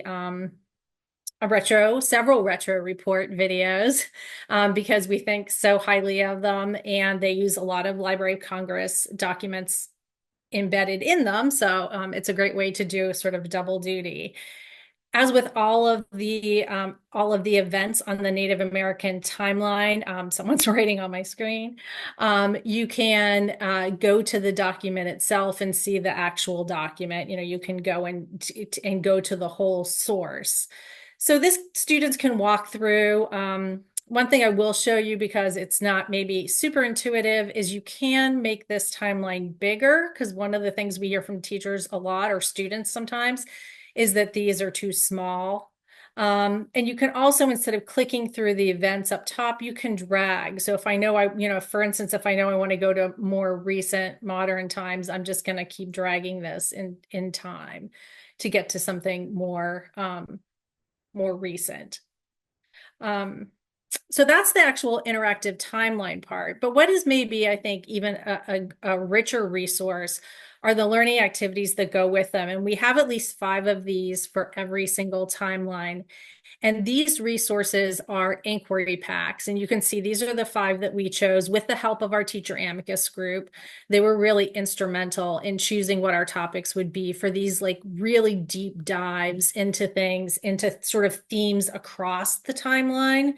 And just from what I've heard tonight, I'll point out 2 of them that might be, particularly helpful. And that is, I know yesterday you talked about Native American boarding schools. So I'll show you that one. And I'll also show you resistance, resilience, and reconciliation. And that was a great story of, we had done some of these inquiry packs, and the teacher amicus group met. And somebody said, what I don't see enough in the timeline is resistance and resilience. And so we thought it was there, but we didn't sort of spotlight it, pull it together, show it as a theme. So we made this inquiry pack that goes with it. So the inquiry packs are great deep dives. You could do them with your students, but honestly, they're kind of sub ready. I mean, if you had to be out a day and you really wanted to do one of these, you could probably really use it with a sub, because it's asking students to really walk through the source analysis and then to make some conclusions. So I'll just use this one as an example. Every inquiry pack starts out with an introduction to help students get, some vocabulary, to get some context about what they're going to be looking at. And then there are largely Library of Congress sources, not all. Everyone has, again, some context to put it in context, and then a lot of source information. Anytime they're kind of difficult to read, we made sure to transcribe them. We learned that from our teacher amicus group as well. Some are very visual, some are more text driven. And then we have the basic, the Library of Congress sort of tool of analysis, the observe, reflect, and question. And we use that throughout all of them. So your students can also get really comfortable with the way it's going to be set up this way. This is how we're going to approach analysis. And then all of these sources lead to an inquiry question. One moment. I don't want to scroll too fast. It might make you. So this one is based off of a quote, and it asks, how does the history of Native American resistance, resilience, and reconciliation help us know America? And that comes from the quote. Every inquiry pack also has an extension question. The inquiry question should be able to be answered from the sources. You shouldn't have to go outside the sources. That's why I say it makes it maybe something you could even have your students do without you being present. The extension questions are always going to take some kind of outside resources or like outside research to be able to answer it. Yeah, and the other one I would mention is the boarding schools. This one is, very much like the one we just looked at, introduction, all sorts of different kinds of sources to hopefully keep kids sort of engaged and, looking at different types of sources, and then leading to an inquiry question. There are some other resources that we offer if you want your students to curate their own timeline. So there's some sort of like generic activities that you can do where maybe your students are interested in, a certain aspect, women. What role did women play in Native American legal history? And they could make their own curated sheet. The only thing I mentioned, I really don't have much time. I have 47 seconds and I'm determined to be on time. So I will just mention that you can on our website see our members of our teacher amicus group and check out their bios. They were a very helpful, diverse group of people. And if you go to our website, you can see that we are just right now starting to recruit for a new group. And we are particularly looking for middle school teachers, special ed teachers, teachers from Georgia, Oklahoma, and Texas. That doesn't mean we're not taking other types of teachers, but we are going to spend a lot of time this year working on these teacher resources. And we've heard from our teachers that they would like, they would like us to have more resources for middle school and special ed. Kathy, you may take more time to finish your thought. Not a problem. I think I'm good. I think I'm good. I think I covered it, but please do check out the other ones. But I'd love any feedback. I put my email there. Please use it. We would love any feedback about the Native American legal history timeline or any of the other ones. And I'm going to go through and answer some questions now that I can attend to them.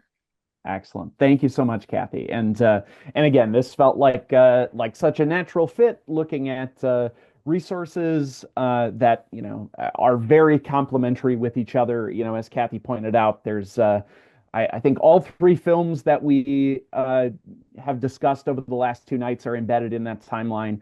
It's another great tool to have students use. So I'm going to share my screen only for a moment because it's really meant to just introduce the next person. So Jackie Katz is back with us this evening. I did promise her additional time tonight, more than I gave her last night, which was not very much. So Jackie's going to help us learn some of those navigation tips and techniques to be able to find things at the Library of Congress. I know if you're anything like me, if you just go to loc.gov and start searching for things in that top search box, you get inundated pretty quick, and sometimes it can be really hard to find what you're looking for or things that are friendly for students. And so this is why I bring in someone much smarter than me to help you with this. So Jackie, take it away. Hi. Well, thank you, David. That was such a great segue because I was about to start tonight with I know the search bar looks tempting on the homepage, but it's probably not your best bet. So I'm going to share my screen quickly.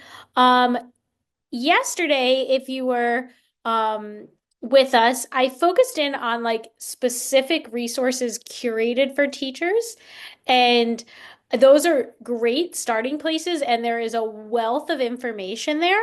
But there are thousands of resources beyond that. And just based on the questions I've been seeing dropped in the chat, it's very clear that all the teachers on this call are looking to get more in depth and trigger their students' thinking and just provide beyond some of the more typical pieces that get brought up in the classroom. So I'm going to guide you through some of those options. I'm dropping in the chat the same document that I had added yesterday, and we focused in on some of these top links yesterday, and those are the links that are coming from the teachers page. But I want to kind of walk you through how I found some of these additional links, which, like I said, are in the library's digital collections, but currently not highlighted on the teachers page. So loc.gov, loc.gov is the library's homepage. And yesterday we went to the teachers tab, but today we're going to go to the researchers tab because that is a great place to start to narrow down your search. Because the search everything bar on the homepage is just that, search everything. And you will get tens of thousands of hits for a simple keyword search. And that is incredibly overwhelming for both teachers and if you are ever going to send your students here. So I recommend going to the research tab. And what you see on the research tab are the different divisions of the library. So you can decide from here, what is it that I'm actually looking for? Am I interested in a map? Am I interested in a photograph? Am I interested in a film or a sound bit? And you can search from that angle. And from what I heard yesterday, a lot of the conversation was people were interested in bringing in the laws and the treaties and the constitutions associated with a lot of the native nations and what the federal government of the US was doing at the time. So I thought a cool division of the library to highlight would be the law library. So if you click on that tab, you get what seems to be a pretty useless page. And this is like my big beef with the Library of Congress page. Like, why am I brought here? I don't know. So what you have to do to get to the actual information is click on the reading room hyperlink in the text. So law library reading room, here I'm actually getting to the resources of the law library. And I find a great place to start when you get to the page is you can here use this search bar and you're just going to be searching things in this division of the library. So again, now you've narrowed down your search. So you can use the search bar once you get here. You might also want to explore the collections within this library, and you'll see if you click on the collections tab, you'll go to the digital collections, and here you could kind of organize your thinking. What is it that I'm actually looking for? Are they federal regulations? Are they pieces of code? All of those things. So that's a great place. Also, something awesome on each of these pages is this Ask a Librarian feature. So you can spend hours of your time going down rabbit holes looking for the document you know exists but just can't find it. Or you could quickly ask a question of a librarian in this division. I'm looking for legal code about resettlement of indigenous populations in New Jersey in such and such a year. Can you point me in this direction? And without a doubt, usually within a week, you will have a list of links from the Library of Congress's collection in your inbox, coming from a librarian who works in this, what they call it, the Library of Congress reading room. So just to kind of backtrack that for a second, I'm going to click back here. If you go to the researchers tab, if you select on the reading room that you're interested in, we were in the law library, and then you click again on the hyperlink for the reading room, the Ask the Librarian tab is always in the left column. Okay, so if you're looking for a specific photograph, go to Prints and Photographs. If you're looking for a newspaper article, go to the newspaper reading room.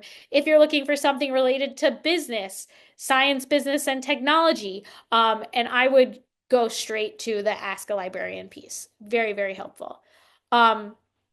Something else that I found a lot of good hits on, and I put them on our little cheat sheet, was from the Law Library's blog, which you will see linked here, but if I could take you back for a second, if you wanted to get directly to a blog, LOC, loc.gov homepage, all of the blogs are linked on this one page, and the legal blog is In Custodia Legis, Law Librarians of Congress. Click on there, and just like we saw in the teacher's blog, you could sort by category, and you see a lot of cool options here.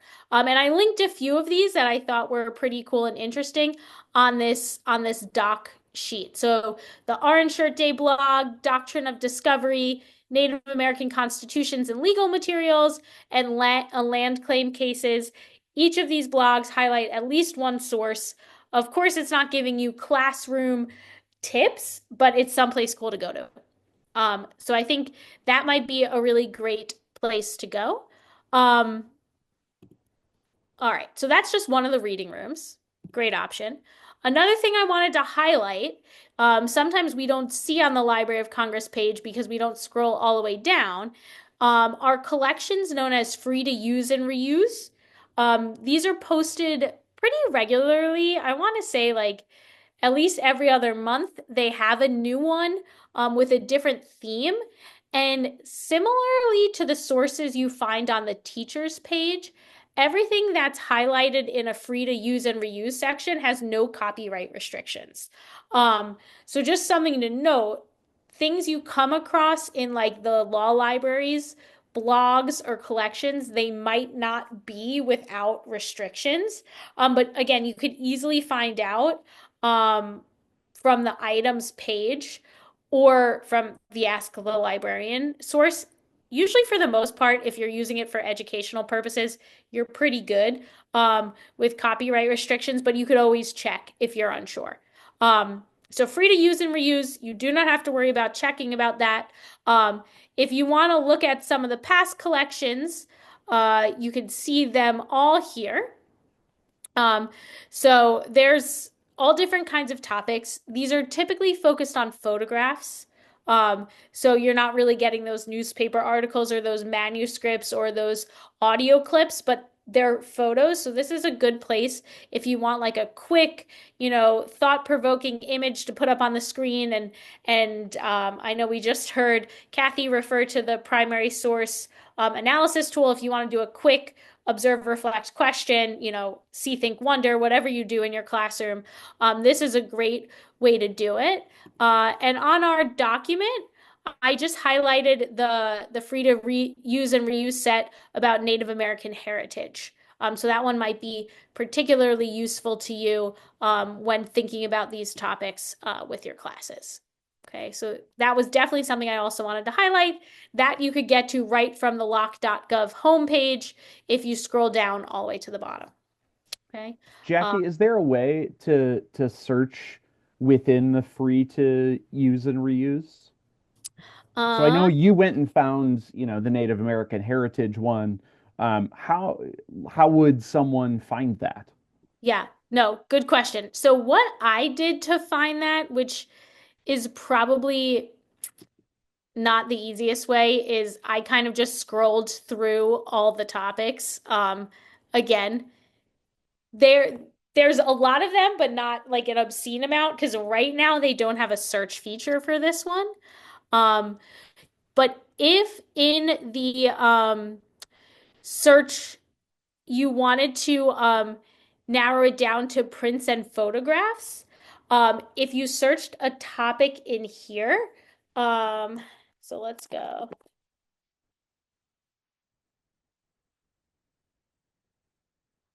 And see if we can, sometimes they have the ability for us to, if you scroll down and you go to the section of more of parts of, we should see an option, which of course in this example I'm not seeing, but we could see it labeled as free to use and reuse. So that would be your best bet. But at this point, I think that's a scrollable situation. I wish I had a better answer. We'll have to tell, our friends at the library that something they need to add. I know, I totally agree. They're still working on this. There's so many sources here, right? But that's a great suggestion. So free to use and reuse, blogs, specific research libraries. And another thing I wanted to point out is, let me not go so fast. So on the homepage, loc.gov, if you go to this More tab, which we sometimes forget about, on this link, you can find multiple different kind of like hidden gems of the library. Okay. And again, you can find Ask a Librarian from this tab.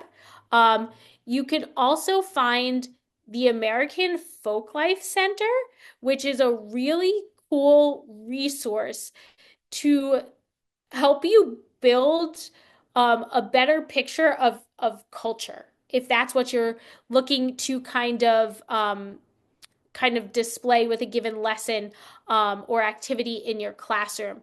And I did post a few links from the Folklife Center in this list of links. One is this Ancestral Voices project, which is a collection of recordings of Indigenous peoples from all over the country, which I think it's really cool to have the audio. So that could be something cool to listen to, as well as Living Nations, Living Words, which is a focus on poetry, which for our English teachers, that might be a really cool and useful resource. And both of these projects, Ancestral Voices and Living Nations, came from the American Folklife Center. Which is another great option. And like we saw at the legal library, there's an Ask a Librarian button here. So if you want to talk to one of the librarians here, that is also an absolutely fabulous resource. And something I've done that I probably should have vocalized before, if you just want to go back to the homepage, if you always click this Library of Congress image in the top left corner, you will go back to the homepage. Which is really very useful when you get kind of trapped down all the endless tabs that you could go down. So just kind of a quick recap, and then I'll definitely open up the chat and see if there's anything I'm ignoring, and I apologize. Teachers page, great place to start. If you want to go beyond those resources, I recommend reading rooms specific, what you're looking for, and search on that page. Ask a librarian for the specific reading room is going to be super helpful. Go to the blogs for the separate reading rooms. That's going to highlight key sources, and you could do a category search.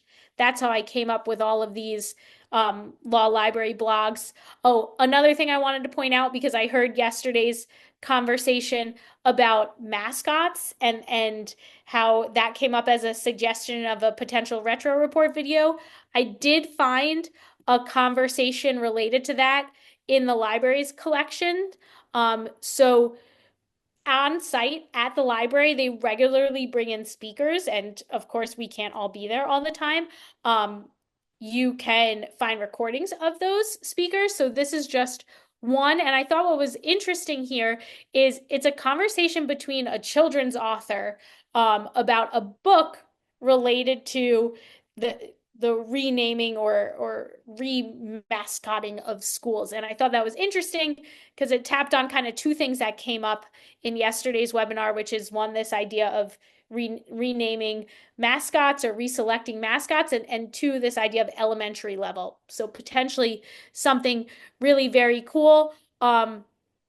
And I just kind of a little summary of how I found this one, because like you would think like, what on earth? I actually went to the backtrack for a second. I went to the researchers page, and for this one, I actually found it in the Recorded Sound Research Center, and I actually typed in mascot there, and that's what helped it pop up to me, because I remember that coming up yesterday. But like I said, when in doubt, ask a librarian. You will always get your answer that way. These links might be a great place for you to start. But if you're going around looking for a source, just be patient at first. It gets a little clumsy. And like we found, right, there's not always a super direct search feature all the time, but they're getting better, and it's getting easier to navigate. But please feel free to reach out to me at any time. I'll drop my email on this document. I will gladly help the librarians at the LOC will gladly help. And I'm going to turn it back over to Dave so I could take a look at the chat and see if there's anything I was ignoring, and I will be sure to answer that. But I appreciate you letting me crash your party, even though I'm a science teacher. It always makes me happy. We always love to have you, Jackie. Thank you so much. And I'll put in a shout out not only for the Ask a Librarian feature. It is excellent. I would say I don't think I have ever waited a week for an answer. They often are much quicker than that. And in terms of place-based learning, I highly recommend, if you are in DC, go to the Library of Congress, get yourself a Library of Congress library card. It's a bucket list item for teacher nerds for sure. I will also say that another place that, if you are ever in the San Francisco Bay Area, go do the tour at Alcatraz. They have some really great resources and museum pieces dedicated to the occupation, and what that meant for the area.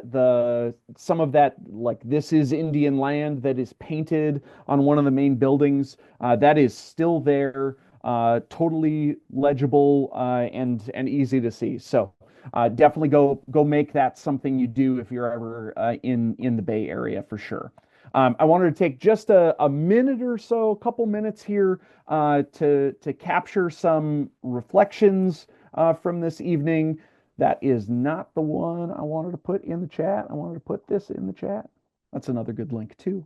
But here, if you want to capture some of those thoughts again, like we did last evening.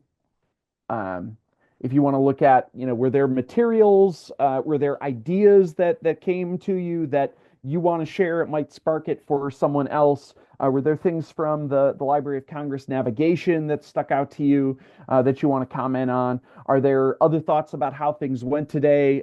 Thoughts or questions, things you have from Dr. Suarez's lecture? We'll take a minute or so here, and then we'll wrap up and talk about where this is going next. While you're doing that, Jamie, I can answer your question. Yes, Retro Report will indeed be at both NCSS and NCTE next week. They are both in Boston at the same time, dueling conferences. It should be a wild time.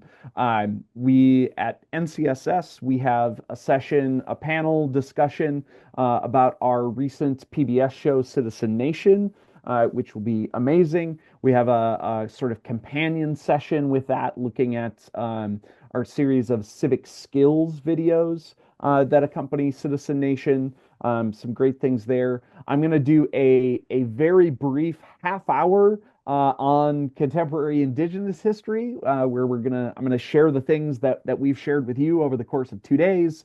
I'm also doing a session along with Sarah Harris from the National Constitution Center about the First Amendment. So plenty of options. We also will be in the exhibit hall at NCSS. We'll be in the exhibit hall at NCTE as well, with a number of sessions there. So definitely going to be a busy time in Boston that we're looking forward to. Thank you so much I'm hoping that, even if it's a short reflection, capturing something, putting down an idea, putting down something that stuck with you will help it actually stick with you. So happy that we took the opportunity to do that. All right, so here are your next steps, folks. Just a couple other things in this process. Yes, I will put the Padlet in there again for you, Stacy. All right, so the next thing as we close this out is the Retro Report survey. So this is the one where we're going to ask you, how did this go? What did you like? What do you plan on using? What do you think this will be useful for you with students? What do you think you might put to use? What ideas do you have for us moving forward? These are things that we try to pay quite a bit of attention to make sure that we're serving teachers as well as we can. So we're going to put that in the chat. Again, I am also going to share that with you.